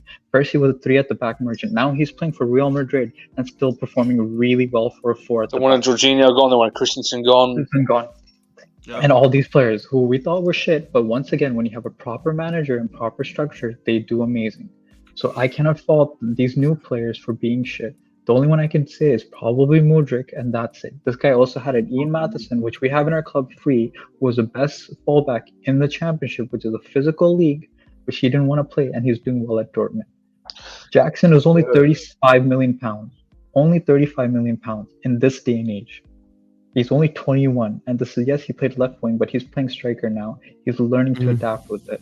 It's going to take time. I understand he shouldn't be a key striker, but that's why we're going for Osimhen next season. We wouldn't have been able to afford an Osimhen and Caicedo in the same window financially, especially with the center backs we needed and other positions we needed to fill. Yeah. So what do you want? So that's what I'm saying. I blame the board though for the manager signings, and I do blame the owners for not building the correct network structure in terms of we should have had the Portuguese club as well. So then when we do buy these young kids, we can loan them out to these clubs instead of having wasted loans like we did with Fofana earlier with the German club, or Santos' wasted loan. Now he's going to Strasbourg, so hopefully he plays well and does things there like Angelo is. Yeah. If we had that, those young signings wouldn't hurt as much. About Angelo, by the way, because I support Strasbourg. Angelo, he's had a good and loan Strasbourg, Steve. Yeah. Yes, sir. Yes, sir. No, Angelo, he is very, very special. I'm very, very happy with what I see from him. He's not an outright starter, but he does get enough game time, and he does come off the bench almost every single game. Sometimes he will start. I think he's been excellent, man. But that's fine though. Like everyone's raving about Amari Hutchinson's loan at Ipswich. He's not a starter. He's having impact though. Yeah. Yeah, that's all it is. Have an impact. Stake your claim whenever you can. Yeah. That's all it is. But yeah, I mean, big up Curry for saying what he said. And hey, man, he put respect on the brick. You know what I'm saying? Chalaba, the brick, the sassy. He's got so many names now. So big up Ahmed. Listen, man, that guy is a vibe, bro. But he's a vibe, man. Minerals FC, man. I have a feeling. Listen, speak what you want to speak, my friend. Welcome to the show. That's all right, man. Up the Minerals FC. We've been landing it. I told man about Clown Lake. You know what I mean? Holy fucking God. And you hounded up my. You're just gonna waffle. He was cooking, bro. Like you see, you appointed. I know. That's what I was like. Okay, yeah? We'll see. Let's have it right, yeah.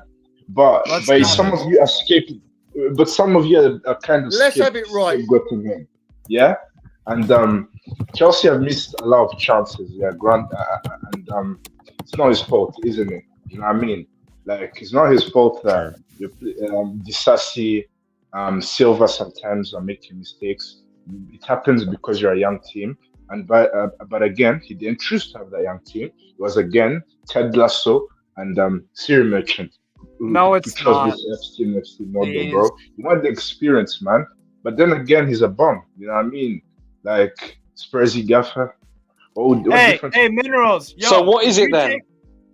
Mineral. Hold on. 2 seconds. Hey, Minerals. Did you take Pochettino back at your club, Paris Saint-Germain? Yes or no? I would, man. He has the PSG Oh, okay. DNA. All right. Just He has the PSG DNA. Next player. out there. Go on. Yeah, go on. Continue. Reluctantly, you know what I mean. In the future, maybe. You know, we need. Yeah, I'm sure your fan base would agree with you about that. Yeah.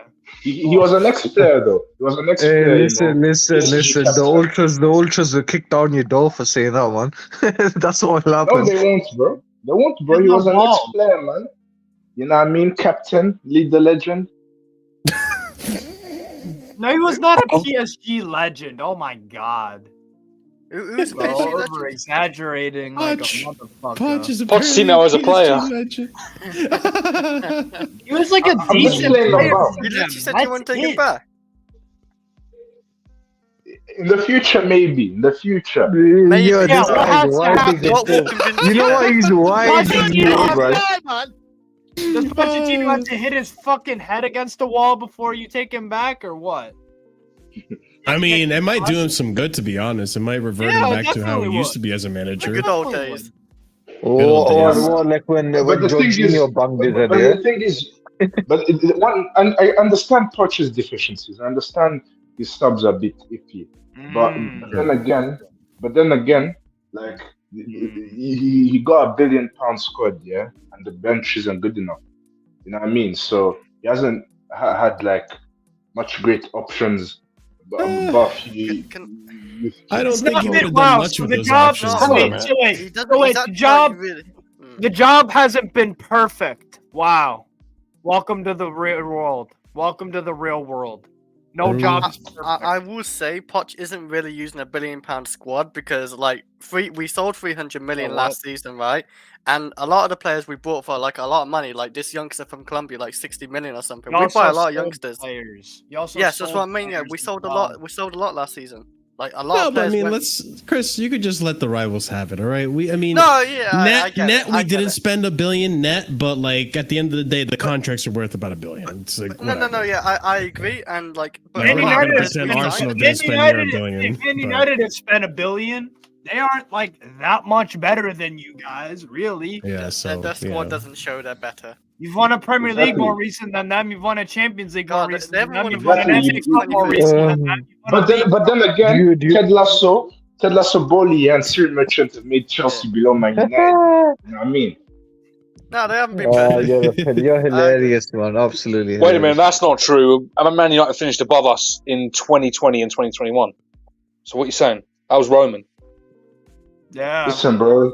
Like Chelsea had injuries and Lampard tax, bro. You know what I mean? Lampard tax. We are not talking about Lampard tax. One of those seasons was Thomas Tuchel. So. Okay, what about? I would say that's right. What about the seasons we were bad with Mourinho being fired midway or Conte being shit that season after we won the league? That was also under Roman. So how are we explaining those seasons? Was it real immersion? But then again, the season before Clown Lake took over, yeah?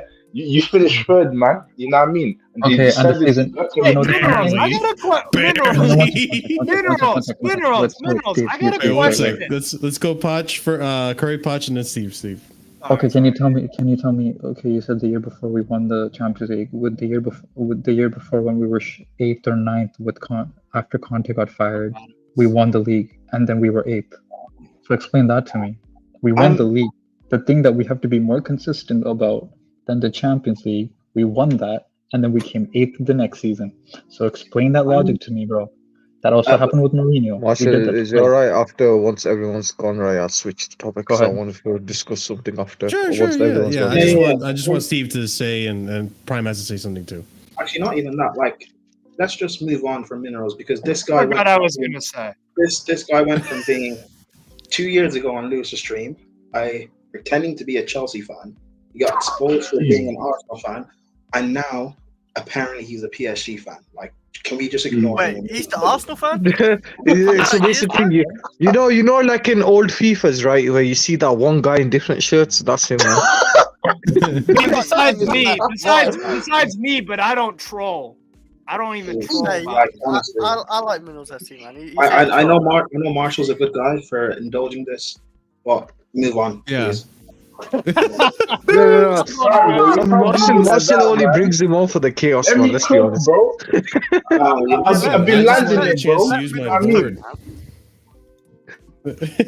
But Mineral said something that I just wanted to address.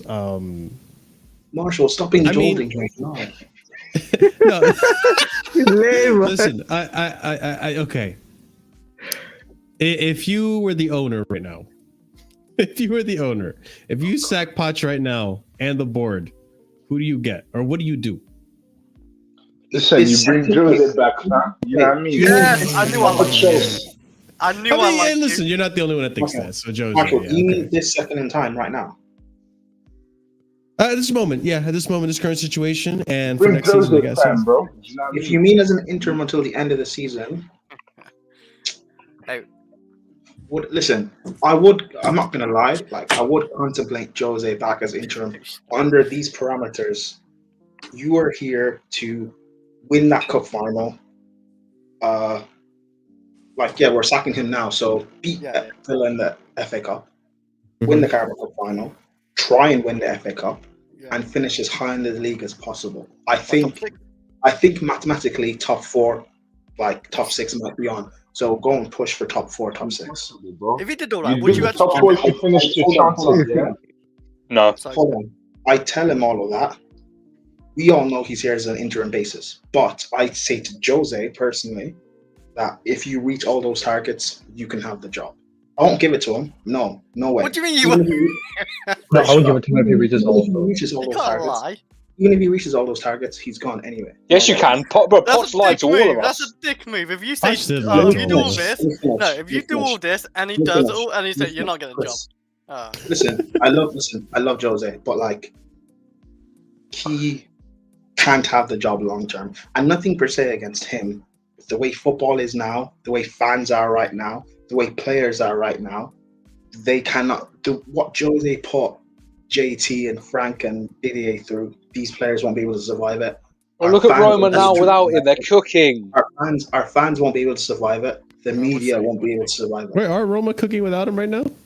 They're not. Yes. Roma, Yes. well, A they're few not. games don't mean shit. They're man. not. Come Roma on. are going through a Four purple patch. games with Daniela De Rossi. Listen, guys, I watched guys, him. no, today. guys. Listen, let's judge Roma long Let's see, term. let's see what trophies that guy. Right, Let's Prime not- land. Let Prime land. Exactly, bro. Let's not get. Let's see what the Rossi is gonna land, man. Kick Minerals off the screen. He's not Jose, man. Let's not If he get keeps gassed interrupting, about- I will. let's So, not- Minerals, let's try not to get interrupt, gassed man. about- Let's not get gassed about Roma. They're going through a manager bounce. Everyone goes through it. Let's see after 10, 15 games where they actually are, because that squad is not good. So it is what it is. But with They Jose, get fucking that's the relegated. only parameters I'm bringing you under. Come here, win the Carabao Cup, go win the FA Cup, finish top 5, top 6, and then you can have the job. I tell him that if he reaches all those standards, brilliant. I screw him over. You're not taking this job. I love you, Jose, but you're not. Sorry, you're not. Because you're going to Hey, you know ruin your what? legacy. You're going to ruin Big your up legacy. Bruno Saltor. I agree with that, Prime. But You know what? You can't lie to Jose though. I can lie to whoever I want. But realistically, Nah. though, give it to Lopetegui or Rafa Benitez or someone. Give it to a manager that's Rafa Benitez? Yeah, you would Ra- actually wait, give him the Rafa, job. yeah. Hang on, Chris. You said no one can lie to Jose, man. Bro, Roman literally brought Shevchenko behind his back. Well, I mean, no, but What I we mean, say, like, we're saying here. like, you can't just say, "Oh, if you do all this," and then he does all of it, and then you're not getting a job. Yes, I mate. can. I thought Chelsea Nah. fans hate Rafa Benitez. Yeah. Nah, Yeah, yeah, no, we don't but, like him. but Yes, we do. Listen, It Steve, and it we should gave not. Poch a Steve, chance. No, I don't. I don't want Chelsea Benitez fans. here. The What the Chelsea fuck? fans that hate Rafa are the same Chelsea fans that hate Nicholas Jackson.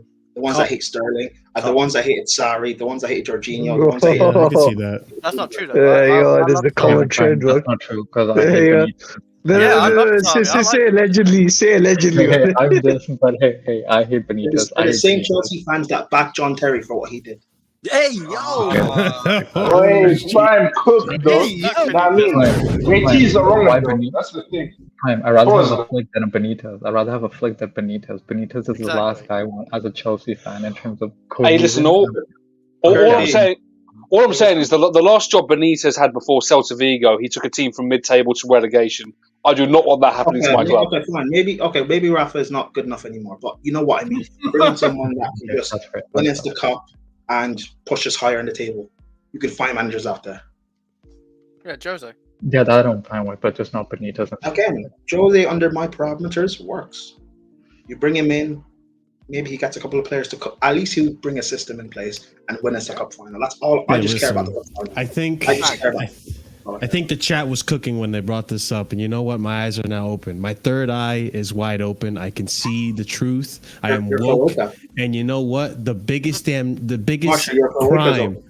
Yeah, sure. What?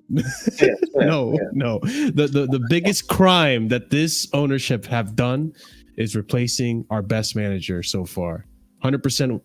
Non-loss rate. Bruno Saltor, bring him back to the club. He had one job, bro. You know what I mean? Bruno back to Bruno the Mars, club. bro. Let him have his unbeatable streak.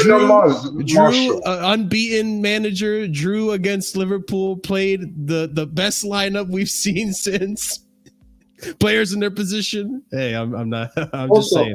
By the way, on just to end on the Jose thing, he would accept this because imagine this bad reputation that's going around right now. If he comes into a job, terrible, mid-table, relegation, Chelsea, whatever, in 4 months, he wins us 2 cups and gets us to 7th or 6th. That turns his whole managerial thing around and his perception of it, because everyone thinks now he's just finished waste manager. If he comes and does that, all of a sudden it puts him in a positive light again. So it would suit him as well. But ego, he probably. But then again, he's the same guy that says he's got nothing to prove to the press as well. He's done his legacy. That's why I said it's his ego. He needs to. But again, I don't know. We shouldn't take Jose realistically. So, big up delusional Chelsea fan. We'll see how delusional you are. But hey, thanks for patiently waiting. What do you got to say, bro? Talk to me. About this whole situation or about Jose? Everything, the whole situation, Jose. What gets you going more, man? Go ahead. This is wild. I don't even know where to start. There have been mistakes everywhere. Yeah. The biggest mistake was hiring this brother, because he does not know any type of ball. I don't know how else to put it. The preseason, it's you know how you'll see a trailer for a movie, then you'll go see the movie, and none of the shit from the trailer was in it? That's what that was. This guy is like a fraud. Man sold us a dream. First on the whole Anthem. Man sold us Anthem or No Man's Sky. Bro, I met Alex, I met Marshall, I met Jimmy Spliff at the Chelsea preseason games. I watched y'all play us. I watched you play Brighton. I was like, everyone's happy, it's good times. He sold you a dream. I told you this movie would be bad. He sold you a dream. Wow. I didn't think even in preseason. I didn't rate it. I didn't make the appointment, but it looked good during preseason. Your Steve, it did look good. It did look good, didn't it? In person. I think it was a catfish as well. At first, it's a catfish. Yeah. I'm thinking yo, what did this guy do at PSG? And also, what did he do at Tottenham besides taking them to the Champions League? He's not a catfish. That's true. Apparently, though. At PSG, he got a 6-goal season out of Messi. That's what he did. 6 goals out of Messi. He looked like crap. To be fair, Mbappe won him the league. You know what I mean? Poch is not. Yes, that's true. The signs were there from his previous relationship. You guys didn't follow the signs. Yeah, I was. Yeah, I just think that after the whole Potter thing, I was just so excited to see something new, and it's like jumping from a bad relationship to another bad relationship. Yeah, that's exactly what that was. Yes. Exactly.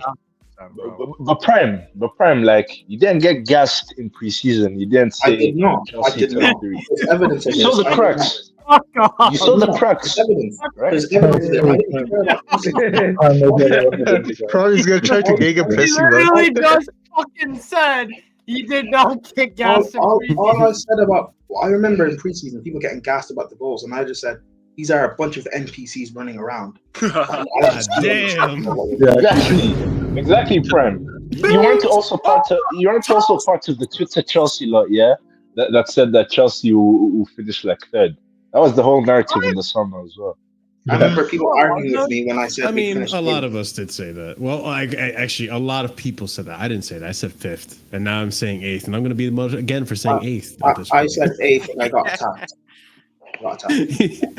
Yeah, I said respect eighth, Prem though, and then we because lost to Wolves. you still saw the cracks in this Chelsea team. The same people that attacked me for saying that, no, we're not going to finish eighth. We're in a top 4 battle. We're the 3rd best team in the league. Are the same ones that want to back Poch now and say, give him time, the squad's not good enough. They're enemies of progress, bro. They're enemies of progress. Yeah. All of this, like, oh, give him time, this and the third. What have you seen?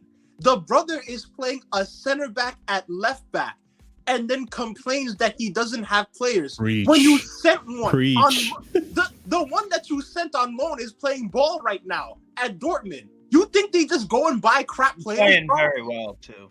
Nah, this guy's no. Bro, dude. Lad, Dortmund are literally the German Brighton one. They don't Also, when they come knocking for a youth player, know that it's a quality youth player. They're not signing some random one. Also, if you look at our next, like, when you look at our fixtures for the next month or two, realistically, I don't see another win. I'm not exaggerating. Oh, I don't see you have better away games as well, Prem. Apparently, you have better away games up until March. We play Villa in the cup next. Sure, that's a loss. Oh, that's not. We play. We don't have a home game till the end of March. Palace. But that's not good. We might get to Palace. We might. No, Depends the if Roy players are Hodgson's gonna still score there. first this one. Yo, like, No, that's that an work, Saki man? call. Roy Hodgson would deploy the dirtiest low block. Yeah. That's why I said draw. As bad as you are, Palace are horrible, man. Palace. They're missing a few good players as well. At least I said the same thing about Man United. I'll remind you, the Southampton They barely double beat over Sheffield us last United, season. bro. They finished 20th. They barely beat Sheffield United, bro. I mean, not horrible. Their fans have been slating their team. Also, this leaves me can I, by the way, speechless, I've been listening to a few streams, people talking about players playing out of position, and Hussam tries to make a dumb argument of Klopp and Pep play players out of position. Here's the magical thing people don't seem to understand. Coaching matters. Do you know why Rico Lewis looks comfortable playing as a central midfielder when he's a right back? Because he has the attributes and he's being coached. Vardio, the reason why he can play left back, he has the attributes and he's being coached. John Stones, I don't know if he can, but He's not played well left back this season. why is he? I don't care what you're saying, Chris. Why is John Stones playing at Because he's being coached. You're gonna Chris argue with you. Players need to be coached properly. Yeah. They need to have the attributes to play those positions for one, and also be coached.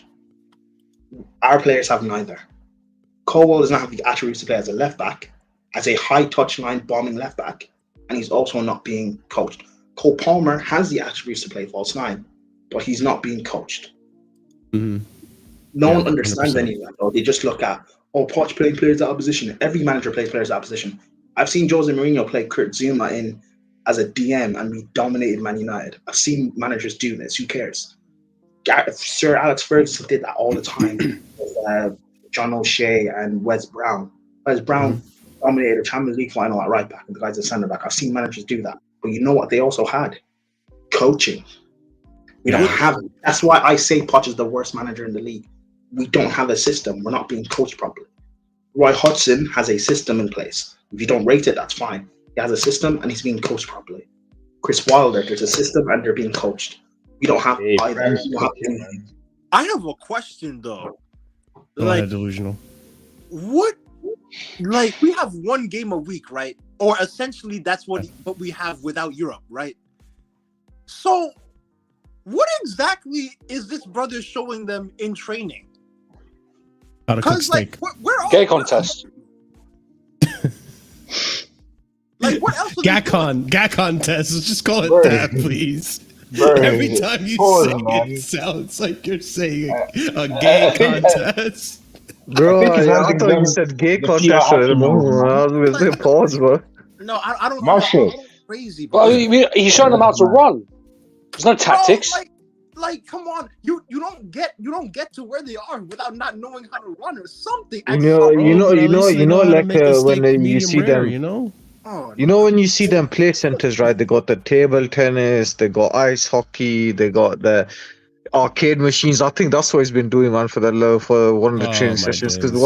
what else is he doing? But you know, building off of what Prime is saying, like I don't mind when players play out of position.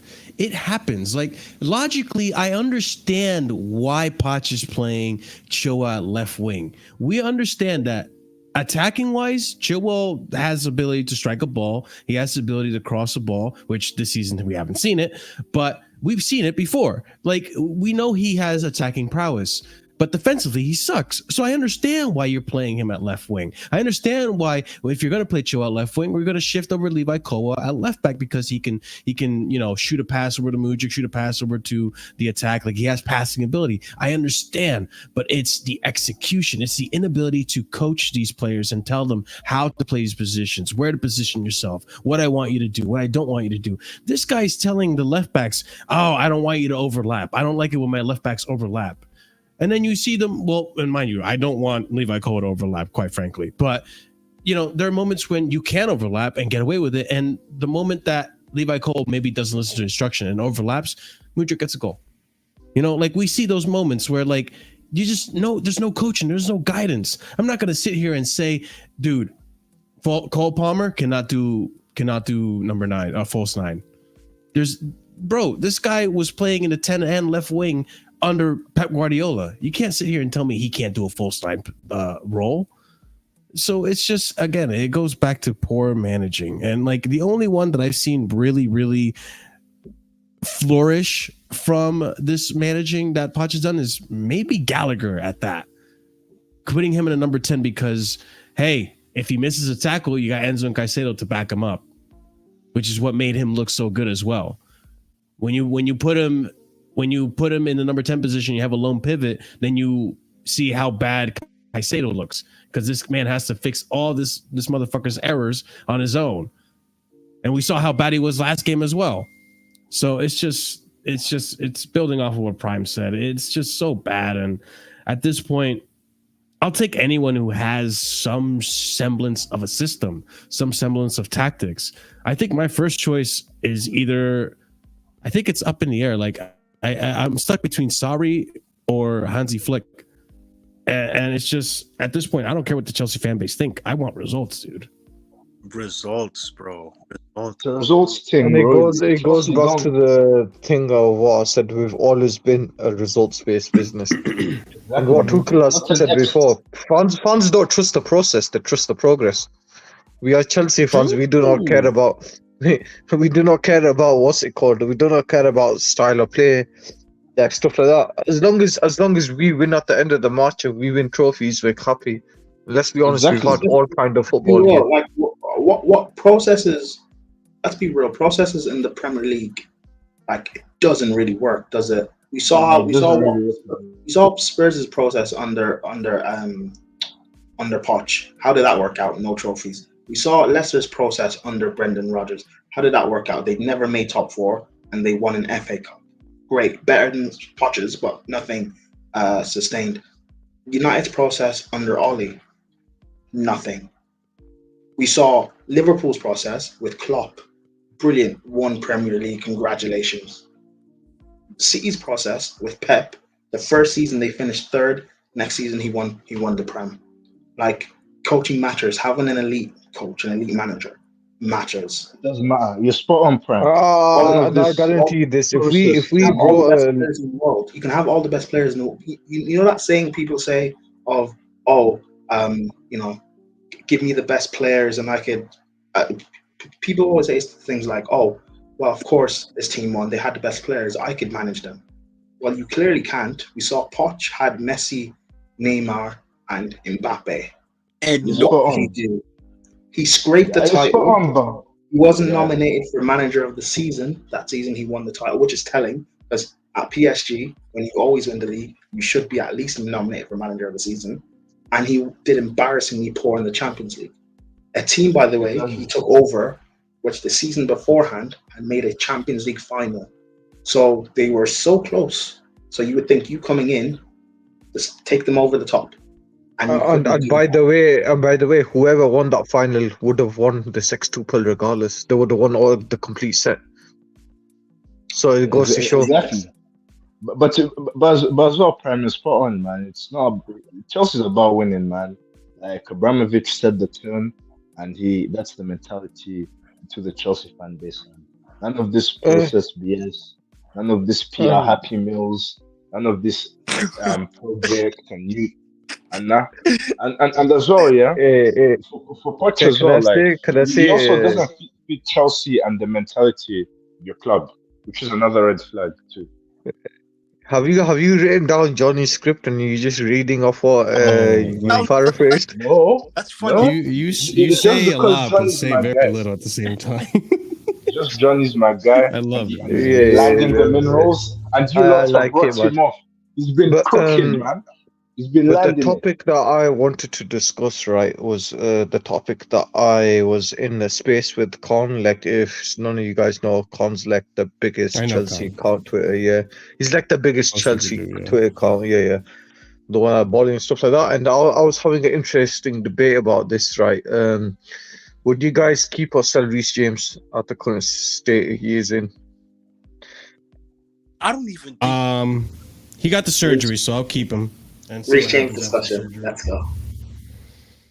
And this is what we let Primesy as well. So this question is perfect. I'll go last. I'll mute myself. Yeah, let Prime go last because Prime has been in this discussion so many times. But like I said, I'll keep him for the season after he gets back when he's done the hamstring surgery. But I will say if he gets injured again and it's like a sustained injury where he's out for a good portion of the season, I'm Real Madrid. Let's bring it in. Back up the Brinks truck. Give me the money.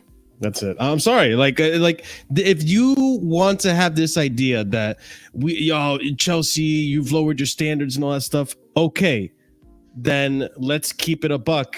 The standard at Chelsea is you should be available. You should be fit for most of the season. If you're not fit, you're not making an impact. You might as well have 0 GA. Like that's the way I look at it. And I love Reece. Don't get me wrong. I think he's a quality player at his best, world class. But if he's not available, then what are we talking about? What's the point? Exactly. Yeah. I mean, Steve, I don't know where you stand on this because you're a rival fan. But if you're not a rival fan, well, you know me, I'm neutral about this shit. Yeah, you're neutral about most of this, but where would you? And bear in mind, I will say this as a factor, right? His current contract, because this was one of my points. His current contract's on a £78 million for his entire contract career at Chelsea so far. So yeah, bear in mind that. Mind that. Okay, he broke up, but. Steve, where would you stand as a neutral with Reece James?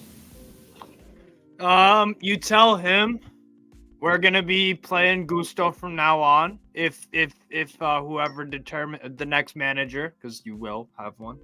If the next manager rates Gusto over James, just in terms of availability, you tell him, look, you're backup, earn your spot, and if you don't. Then I agree with that too. You could either leave or you could stay, but just know you'll be the backup until you can prove otherwise that you can stay fit for a consistent amount of time. Because he's a very good player. He's a very good player. There's no doubt in my mind. No doubt at all. He's fun. He's a good player. He's a good player. Curry Pirate, are you there? If you are, where do you stand with the Reece James thing? I would keep him. I would see how the surgery went, keep him for another season, and then maybe sell him after that. But my thing would be... How much would you look for? 70? 70 to 80. 70 to 80 if we can. And my thing is, if we're doing in the EPL, then definitely 80 to 90 because rivals plus English tax, right?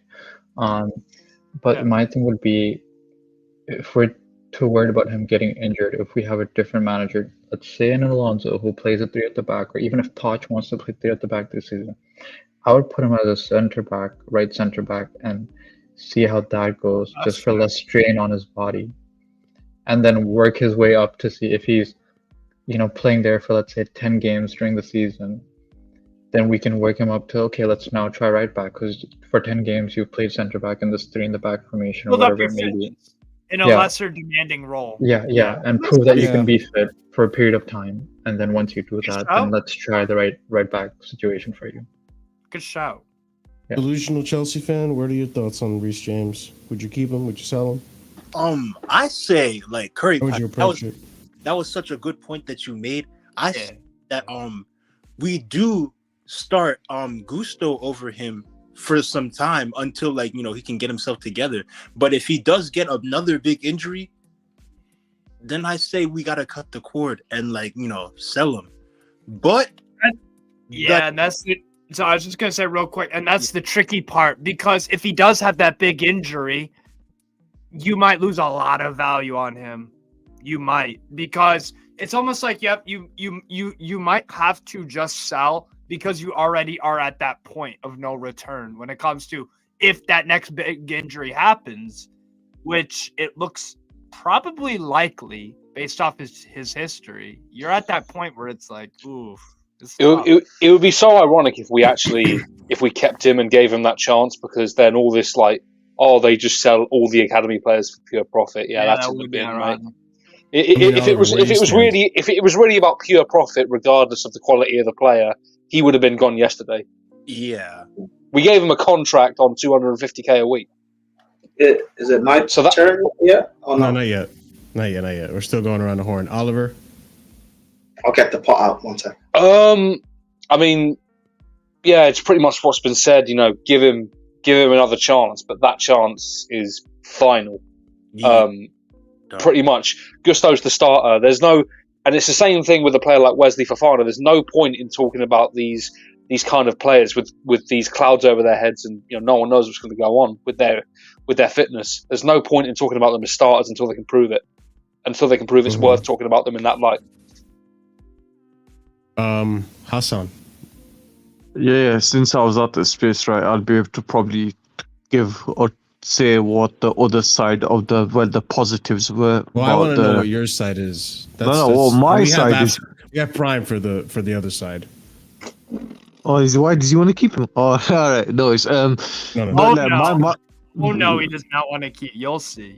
Go ahead. No. Like they were I was just gonna briefly summarize the positive side of it. Like they were saying that he's world class, he's this and that, and then on his days of evil, you get that. But my side is I say we probably get rid of him now, because if we keep him, right, and he has another big injury, he's basically invaluable. He's basically worthless at that point. And who's gonna offer him the wages?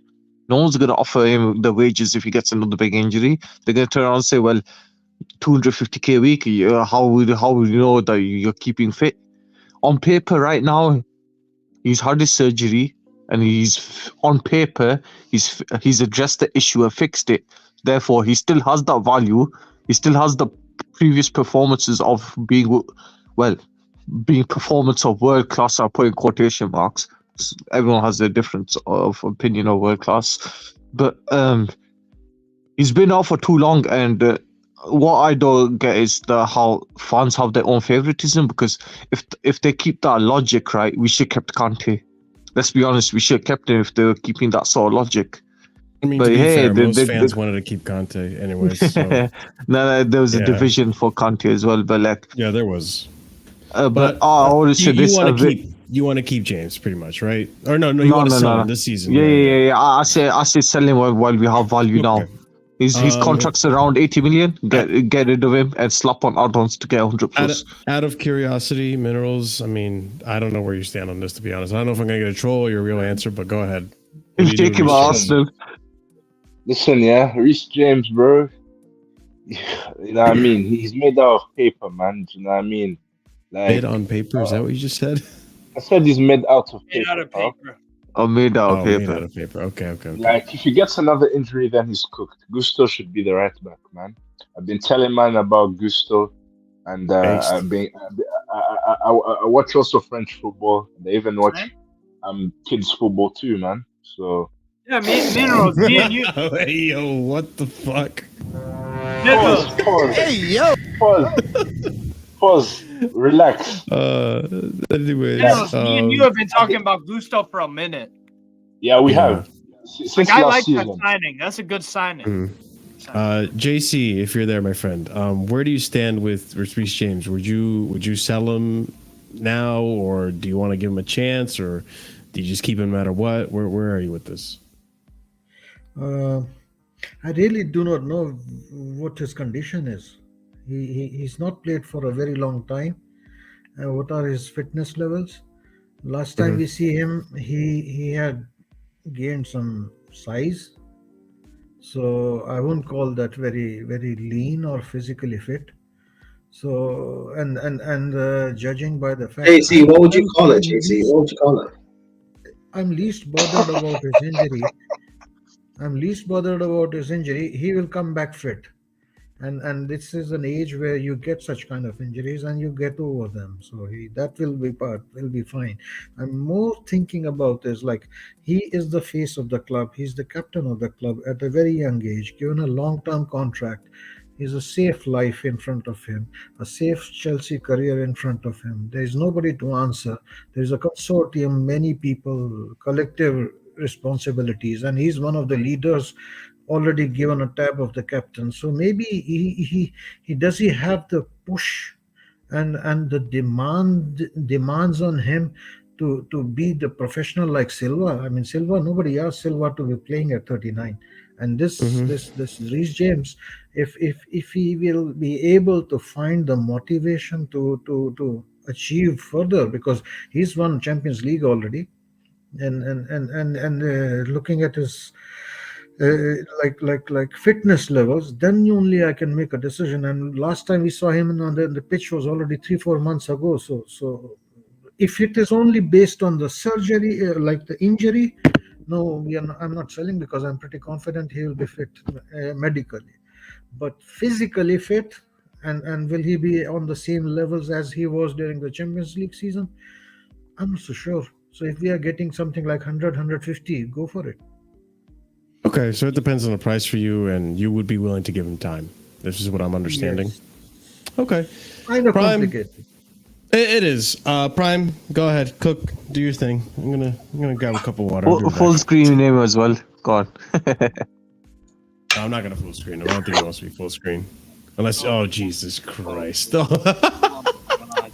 right, never mind. I'm gonna full screen him. Oh my God. Full screen name. Why do you have tongues, bro?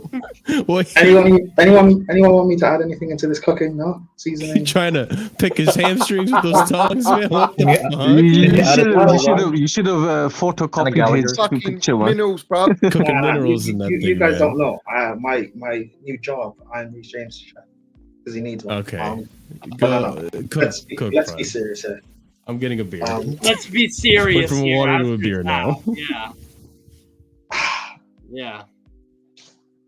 My opinion on Reece James. By the way, let me just say, I was the first one that spoke about Malagusto. I mean, I'm king of Malagusto. None of you guys try and claim that. Oh, Did you watch Young Games, bro? Me and you Under have Peter that Bosch. high. No. But he's at my club. I'm king, so relax, Steve. Well, Anyway, all second right. yeah, I said back last season, back before the World Cup, that this guy should take surgery so he can take the rest of the season off to recover and come back into this season fit. And if he gets injured if he gets a long-term injury this season, then I would sell him. He didn't take the surgery. He decided to push for the World Cup, didn't play games. Surprise, surprise. He would have predicted Reece James is not going to play the World Cup. I did. Just to push himself to come back for that Real Madrid game, the 2 legs last season, Who would have predicted we wouldn't do anything in the Champions League anyway? I did. And now he's our captain. Started first game of the season. Actually, also, by the way, after the World Cup, was it the first or second game he got injured again after the World Cup? The first. The first game. First game, Bournemouth. Didn't I predict on Lewis's stream in the preview that this guy won't last like 70 minutes, 75 minutes, and he got injured? People blame me, but who knows? The first game of the season against Liverpool, didn't I make a joke? Is it on here or on Sarcasm City or on Lewis's channel that this guy wouldn't last 65 minutes? Lo and behold, who didn't last? Sorry, I don't mean to brag, but I find it very funny. You don't mean? Mean. You don't mean to brag? Okay. No, I don't. Go on, though. No, with Reece, I know how it's annoying because I know how talented he is. I've said numerous times on ability, I believe he is the best fullback. But ability means nothing when you're overweight. What I would do, again, the thing is, I could see us selling him. He goes to Man City. They figure out a way to fix him, and he's amazing for them. That inverted role that Lewis and John Stones plays, he would be playing that perfectly. And that's what annoys me, is that we can't figure out a way to keep him fit, whether it's surgery or whatever. We can't keep him fit. But he was fit back in the summer. C1 was DMing me pictures of Reece James shirtless and saying, hold that prime. And then we have Poch, who ran him into the ground in training, and he didn't last the first game. So first step has to be get rid of this manager. Second step is give him the surgery, or maybe he's already taken the surgery already. I don't know. He's already had the surgery. Take the surgery, take the rest of the season off to recover. I don't want him really playing games. And then we reassess next season. Next season he comes in. He can still stay captain if he wants. Is he first choice? No. Respect to Reece James, but Gusto has earned our first choice. You're lucky Real Chris is not here to argue with you about that. I'm lucky what?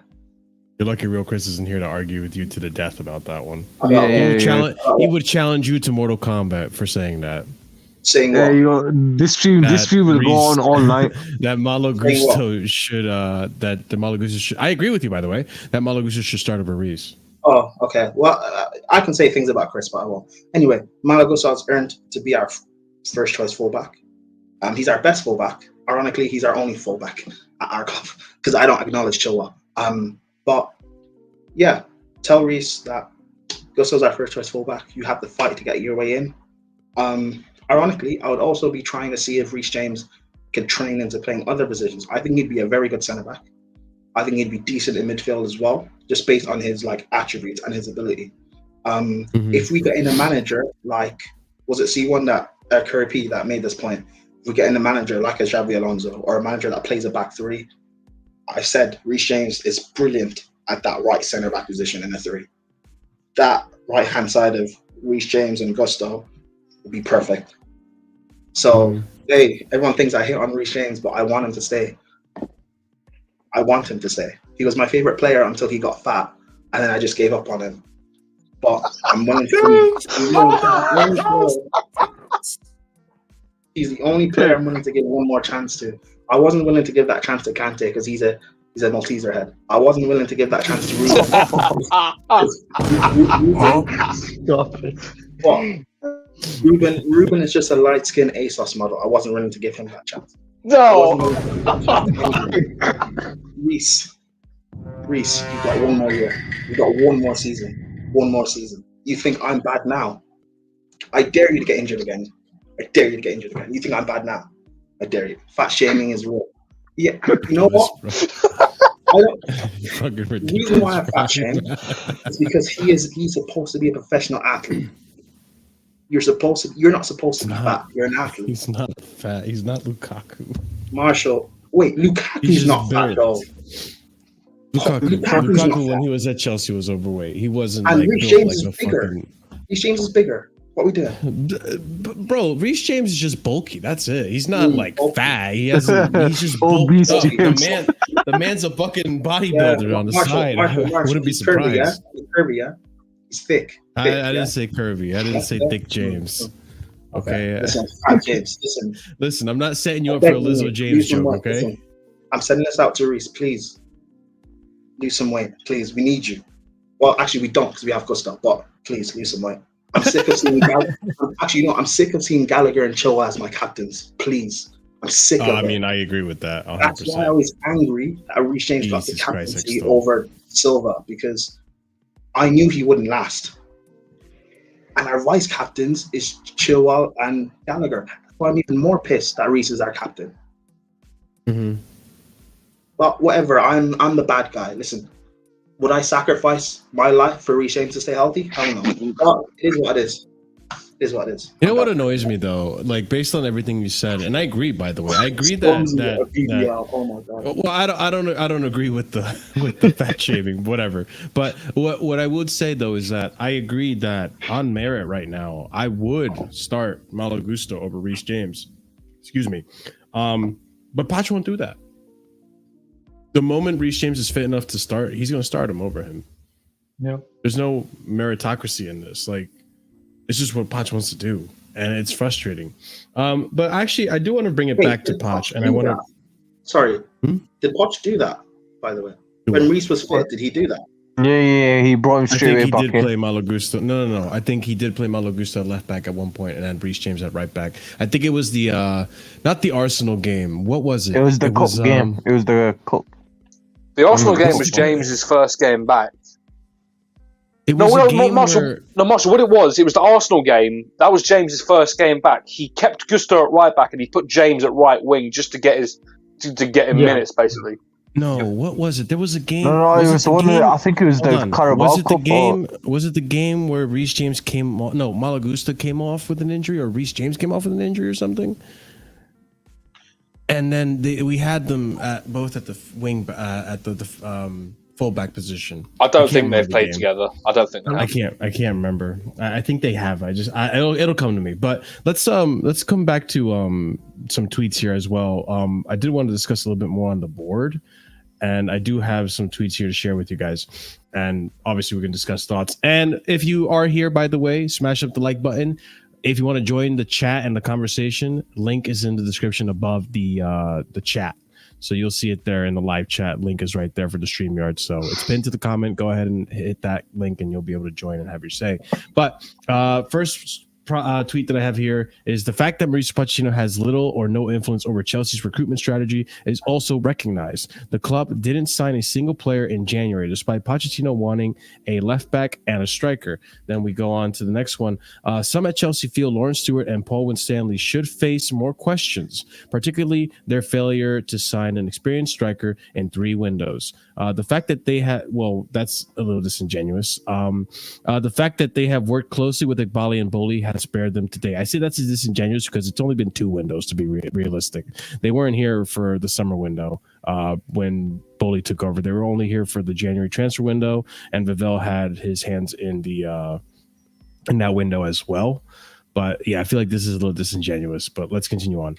And then we have here Paul Winstanley, Lawrence Stewart, and Joe Shields all hold senior recruitment positions. Sources have indicated the fact that there are at least 3 different recruitment voices has led to difficulties implementing a clear transfer strategy, which I would agree. I don't think we should have this many voices or this many cooks in the kitchen. But I would also say that I know some of you have advocated for giving Joe Shields the position. I disagree.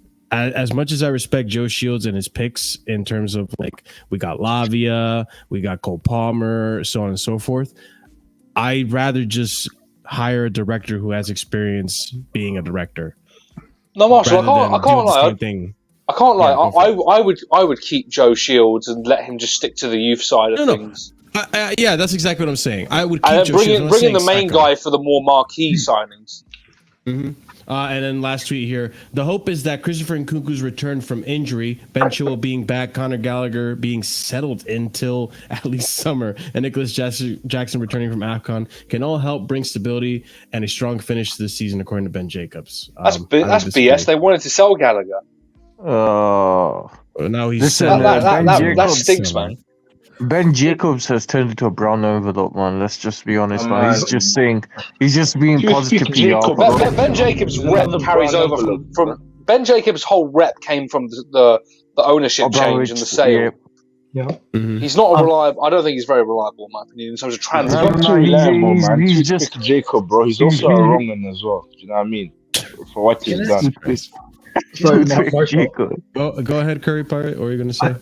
I want to point out some of the tweets that you put out. So Poch apparently wanted a left back and a striker. And the funny thing is he loaned out a left back that's doing amazing, that could have been in that position, and a striker we could have just got in our loan, Patrick Fofana, who got 2 goals and an assist, his first substitution. He hasn't even played Washington in any of the cup games. I think he had 4 minutes against Middlesbrough. He could have subbed him on for at least 20 to 30 because Broja was so shit. So at least we could have gotten his confidence up if we were battering that team to get a goal and then maybe sub him on for other games, but he hasn't done that. So I believe that's complete BS by Poch's part, because those are the two positions we do have literally loan signees, that one you loaned out and one we could have brought back in. And then with regards to the striker, it's like we were trying to give Vlahovic. It's just Poch kind of said no, but also it's the whole Lukaku situation, because the deal was Lukaku and some money, and then Lukaku did his whole messed up thing with Inter that also made the Juve fans sour on him as well. That's why they protested. So it's like he messed that situation up even more when we were trying to get Vlahovic. So I couldn't fully fault them for that. I do want to ask you this, and then the rest of the panel as well. I'm curious, where do you guys stand with Poch's power in this whole transfer window? Because on one hand, we're hearing what you just stated, right, Curry? Which is he turned down Vlahovic, and then he ended up selling or giving away on a loan Maatsen, the other left back that was a left back that he hasn't been playing at all. But on the other hand, you're hearing, tweets like this where he had little to no influence. We didn't get anyone for January. Most of the signings in the summer weren't really his signings. It was a team just given to him. He's a yes man, all this and that. Curry Pirate, where do you stand on that? And then I'll give that to the rest of the panel as well. Sure. So I think with regards to the Matheson situation, I think it's more so he does in a way have power in the sense of who he plays and who he doesn't, right? Sure. So if he's not playing Matheson at left back for the entire season and giving him 4 to 5 substitutions as a left mid, an attacking mid, and a right mid, and he's performed awful, then you're lacking his game time. Any profit that you want to either retain or sell him is dwindling. So I'd rather just loan him, and Dortmund would be a great situation. So I think he has a power in terms of who he plays and who he doesn't. And if he's not playing them at all, and it becomes a depreciating asset, then that's the problem. Kind of how I think I saw other tweets about them worrying about Gallagher's in terms of profit that he can give the club, because if Poch keeps him playing awful, they're scared that Gallagher's valuation is going to go down. So that's another problem with that. So I think it's Poch's fault that Poch has some power in who he plays, but I think it's still the recruitment on who they bring in. And if Poch is saying definitely no to he probably said no in terms of I'm not going to play him. Also the situation with the Lukaku thing, which made the Vlahovic situation just not occur for us. I don't think it did, because the only party that disagreed on the Vlahovic deal was Poch. No, but I think also the Juventus fans were just not, because Juventus is currently in turmoil anyways in general, so it's like we don't want to upset the fans more. But the deal was going through. Poch said no. Okay. And that's the thing. Like, he talks about lack of power and stuff, but what more do you want? You've been backed more than previous managers have at Chelsea. I've seen 2 goal winners at Champions League and say, I need wing backs. He didn't get them. He had to make do. I've seen Conte win us a title. Say he wants he wants a striker. Didn't get Lukaku. Had to deal with Morata. I've seen Jose win us a Premier League. Finish our third Premier League. Didn't get backed. Like, make do. The squad is not. We shouldn't be where we are. The squad is not awful. You want a left back? We have a left back. You want a striker? That's where Fofana is out there unknown, and he has 2 goals and an assist. Like, make do with what you have. You wanted an experienced striker. Well, then you should have kept Aubameyang. You sent him out. He's ripping up in Ligue 1 right now. Especially make do when you have zero credit in the bank to warrant any involvement in the transfers. And his talent ID stinks. Like, this is, on a wider point, I don't want managers involved in any of the transfers because, for the most part, talent ID is just not there. Leave that to the experts. Let the managers coach. No manager is fully involved. Managers will always have their A-list targets, but besides the A-list targets, a wish list. The maximum involvement I want from a manager in transfers is profiles. I do not want names. I do not want any of that. Like, there are just so many examples. You know, Klopp, when he got more involved with the transfers, he got Darwin Núñez, and granted, Liverpool are in a good position in the table. You can't tell me that's money well spent. Exactly, because when Klopp went there, he wanted Brand Harvard. Brandon Goetze, yeah. And they said no, get Salah. He wanted Werner. He wanted Havertz. So, like, you shouldn't be involved in names. Player profile wise, yes, 100%, I agree. But Poch, like, we're thinking beyond you long term. You don't deserve what you want to. We should spend money, and I'm glad we didn't really give him money this transfer window, because we spend money on a player you want just for him to be another road runner. You get sacked, and the next manager now has to deal with that. No. If you really look at how Chelsea, what these tweets are showing, then the offices of Chelsea Football Club resemble very much like our panel. We cannot make a decision there will be not one opinion, like Poch was right or supported, not supported, and all. It's showing a collection of different views and opinions, and that's what is happening in Chelsea. I mean, last summer they tried to sell Cucurella. They couldn't push him out. Then he played better. Then opinions changed about Chilwell because he was injured. Then there is this geezer, like what you call it, like our youth guy who's not willing to sign a contract. So the accountant is shouting like, okay, we'll have a loss. This guy will just walk away free. So what do we do with that? And then you have a coach going to the directors. I need a new left back. And then the director is going in the corridors and he's Boli at Bali. Yeah, how's everything? Fine, everything. So how's everything going in the transfer market? Yeah, Poch was asking for left back. And then he gets a question. And what are we doing with the Madsen situation? And how's Kukurea going? Yeah, but then director was also, and then everything gets lost in the translations, in the corridors. Then Poch is walking by, and then Paul is asking, Poch, the results are not very well. There's a lot of noise. What are we doing about it? And the Poch says, yeah, I'm thinking about playing 3 at the back. And then goes Boli to the briefing and says, yeah, we are planning to make adjustments and 3 at the back. And all this rubbish is going into this. It's a big mess. It's a big organization now. Everything is happening in the corridors. And guys like Minerals, if you are thinking like you will sack Boli and the club will change, it's not Boli. It's a consortium. It's not like one marina controlling everything. It's a crowd. And crowd moves slow. There is bureaucracy. And Poch probably realizes this also. Like, even firing him is a long process. Everybody is enjoying life. Everything moves slow like an elephant. That's the reality. We need to talk about this whole 3 at the back situation. Has he not been supported? Who was supposed to support him? So to me, it looks like a total transformation of the club. It's still undergoing a change, and we are going to suffer a little bit. The results might suffer. Eventually, things might fall in place. There is a risk element, of course. The efficiency is going to be less, and I don't think the club will be buying a lot more.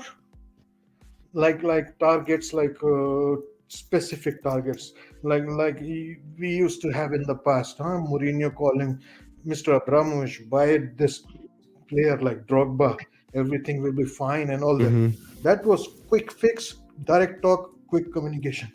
Those things will not happen anymore, I think.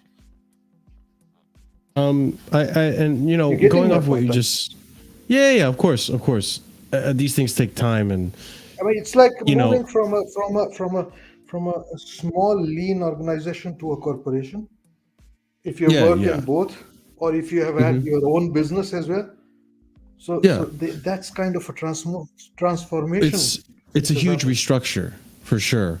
And these things, like you said, because of the amount of people involved, it does take time. And unfortunately, you know, we're Chelsea fans. We're not going to be patient about it, obviously, because we're used to winning trophies. And even if we were to be patient, I think we were willing to sacrifice, you know, not winning trophies or not competing anymore. But we at least expected Europe. You know, we at least expected some form of progress, and we've not seen that. That's I think where the problem stems. I think the ownership would have had time given to them from fans, you know, besides the ones that, you know, follow the people who cry out their agendas and their propaganda. I think they most fans would have been patient enough with the ownership had there been results and had there been like some sort of like, okay, we're competing, we're up there, you know, we're worse than Arsenal when they were going through that process. But going off of what you just said too with the at the back three, and Oliver, I'll hand this over to you too because you have what you want to say off of it. I feel like this, and we'll talk about it more in the Casually Chelsea show, of course, but I find it so weird that these quotes are coming out that he now is saying he wants to go to a back three. I feel like that's a smokescreen and an excuse to say like, oh, now he's going to change the tactics. First of all, you should have been changing the tactics for a while now. Like, and someone said this so perfectly, and I appreciate it. I think it may have been Matisse or someone. Real quick, JC, let me just land and I'll let you speak. Sorry. This is a quote not from him. It's in the press briefings of the club, official club. I think it was Nizak and Seller that reported it. Yes. Okay. It's not coming from Poch. It's from briefs. And the brief is given by the PR people. And they are getting information from all sort of the other people. But the thing that I'm getting at is that, one, Poch should have probably changed his tactics a while ago when he wasn't getting the results he needed. I think United was the biggest tell for me that he's like, you should have changed your tactics. You saw how you were being played that game and you never changed your tactics. Like I give the example that Tuchel, I think it was against Spurs. First half against Spurs wasn't playing too well. He changed to a 3-5-2 for the first time, instead of 3-4-3, and instantly we turn the game around, we get a result. But what I'm trying to allude to, what I'm trying to allude to though is that you look at managers like Conte. Conte started off his first season. It wasn't good. And then he switched to a back three. And all of a sudden, we win the Premier League. It's things like that that make a manager a manager. There's things like that that make me rate a manager. Like, as much as I don't like Conte ball, at least Conte was smart enough to be like, okay, I see a problem. This isn't going to work out. This isn't going to suit my players. It's not going to get the best out of them. Let's switch it up. And let's go for a back three. Tuchel did it when he came into Chelsea, when he took over for Lampard, and so on and so forth. That's what makes a good manager. And we're not seeing that from Poch. And this idea of a back three, guys, don't get it twisted. We've been playing a hybrid back three this whole season. Yeah. Whether you know it or not, we've been playing a hybrid back three this whole season. So if you watch the next game and you're saying, oh, here we go, Poch is playing a back three now. No, he's not. He's been doing this. So that's just for me, like what you said. It's a briefing. It's PR. We've been playing a back three. It's just not it. Poch isn't the guy. He doesn't know what to do with the back three. But Oliver, you wanted to say something about the back three before you go, Brian. Yeah, I did. I mean, this is just hilarious. Like, to be honest, I would not be surprised if this actually happens and if it isn't just like a media thing, because let's face it, the solution since 2016 has always been the back three in some way, shape, or form. Hang on a second. Yeah. So yeah, in some way, shape, or form, it's always been the back three. You know, Conte did it, Lampard did it at times in 2019 and 2020. Tuchel did it as a full-time thing, as did Conte. I would not be surprised at it, but isn't it hilarious how, you know, the whole thing, we can't play Ian Maatsen because he's 5'2" and he'll get beat in defensive duels. So you loan him out, and now we're thinking about going to the back three when those things do not matter, and you can let him shine with his attacking ability. And plus, let's face it, look at the left backs we currently have at the club. We have Chilwell and Cucurella. That's the only two we have. I'm not counting Dylan Williams because he will not be given a chance. Cucurella is not a wing back, so forget that. He's not going forward. He's not doing anything. Ben Chilwell will get a hamstring injury within the next 3 games. So tell me how that is a viable solution, and tell me how sending Maatsen on loan made any sense. Like this manager has no foresight or no forward planning to what he might have to do to help this team. I'm not even saying the back three is a bad idea, but you've set us up to fail already by alienating Maatsen, and now he's not even at the club.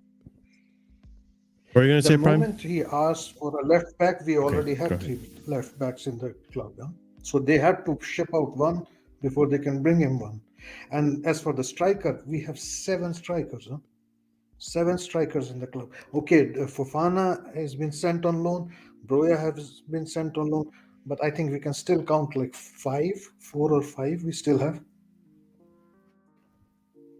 But with the left back thing, you know, I hear what you're saying, but I'm not taught. If you are going to ask, if you're gonna go to a big office and ask an accountant, I want a coffee machine, I will say you already have 5 coffee machines in the office. You are not getting it because the accountant does not understand football.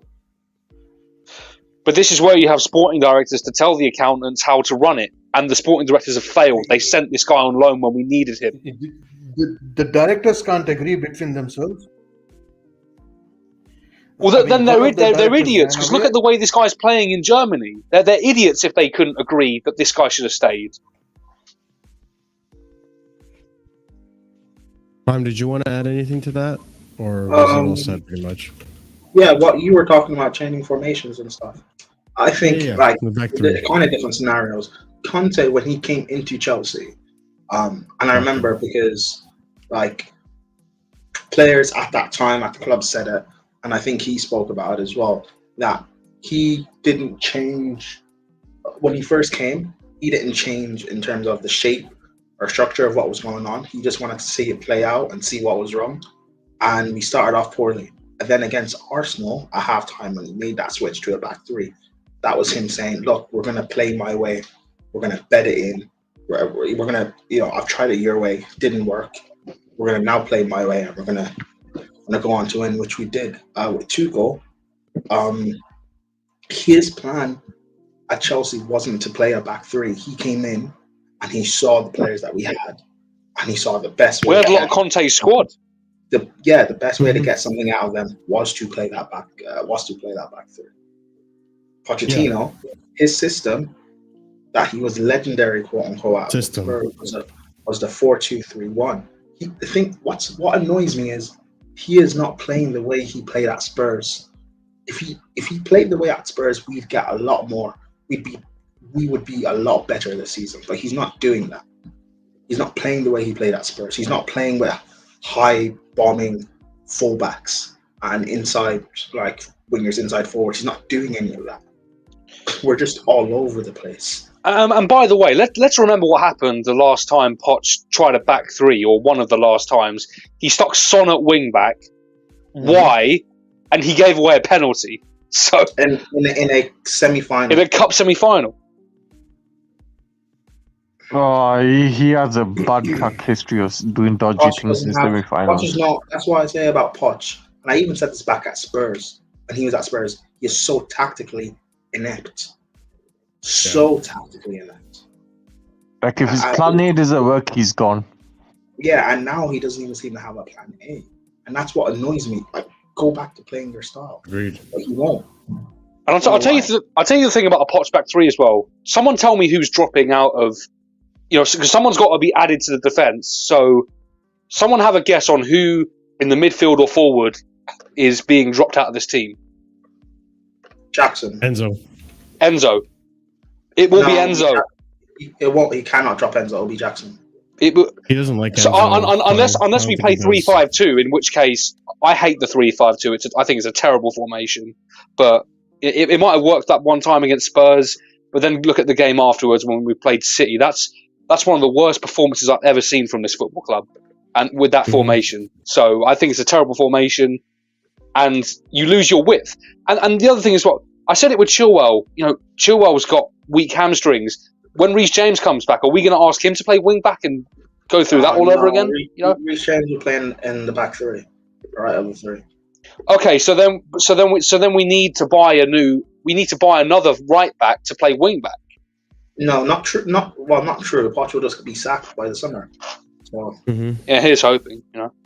Yeah, but ladies and gents, listen. I see the Thomas Tuchel tactic. Mudrik right wing back. I have to wrap it up because I have to.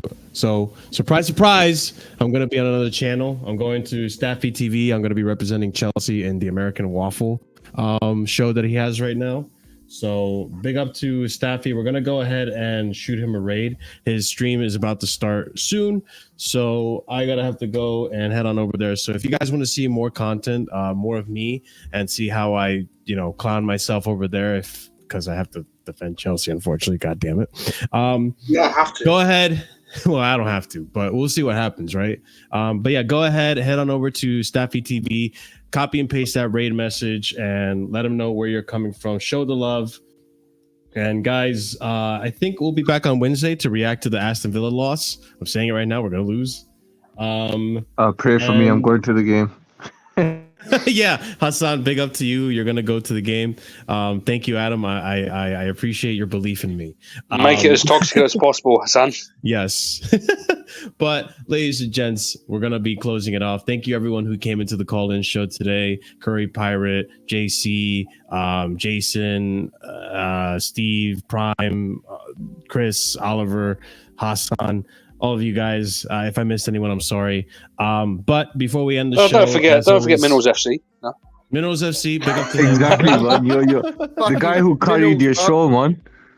The guy who carried you. But ladies and gents, before we end, as always, smash up the like button. Be sure to subscribe if you haven't done so already. Hit the bell notification so you're notified whenever we do go live. Also, check the links in the description below. Also, be sure to leave a comment. Let us know your thoughts on everything that was discussed in today's show. Also, if you haven't done so already, check out the memberships. We have an onslaught of new members, lots of names to name out here. So I'm going to get through it because these guys are at the proper casual and higher tier members. So the shout outs at the end of every show for that tier are going to go out to Felipe Courtois, B-Man, God of Frogs, Gabriel A., Horizont Editor, Hassan Nuaz, A. Solomon, Uncle Gestures, Will, Adrian, Scott, Dark, and OG Turbo Jesus. Big up to you guys for the big support that you guys give us every day. But yeah, big up to you guys. Appreciate it. Big up to everyone else who's a member. Enjoy those emojis. And we'll see you again on Wednesday. As always, guys, stay casual. See you over on Staffy TV. Get that raid message ready. And have a good night. Peace. Bored out.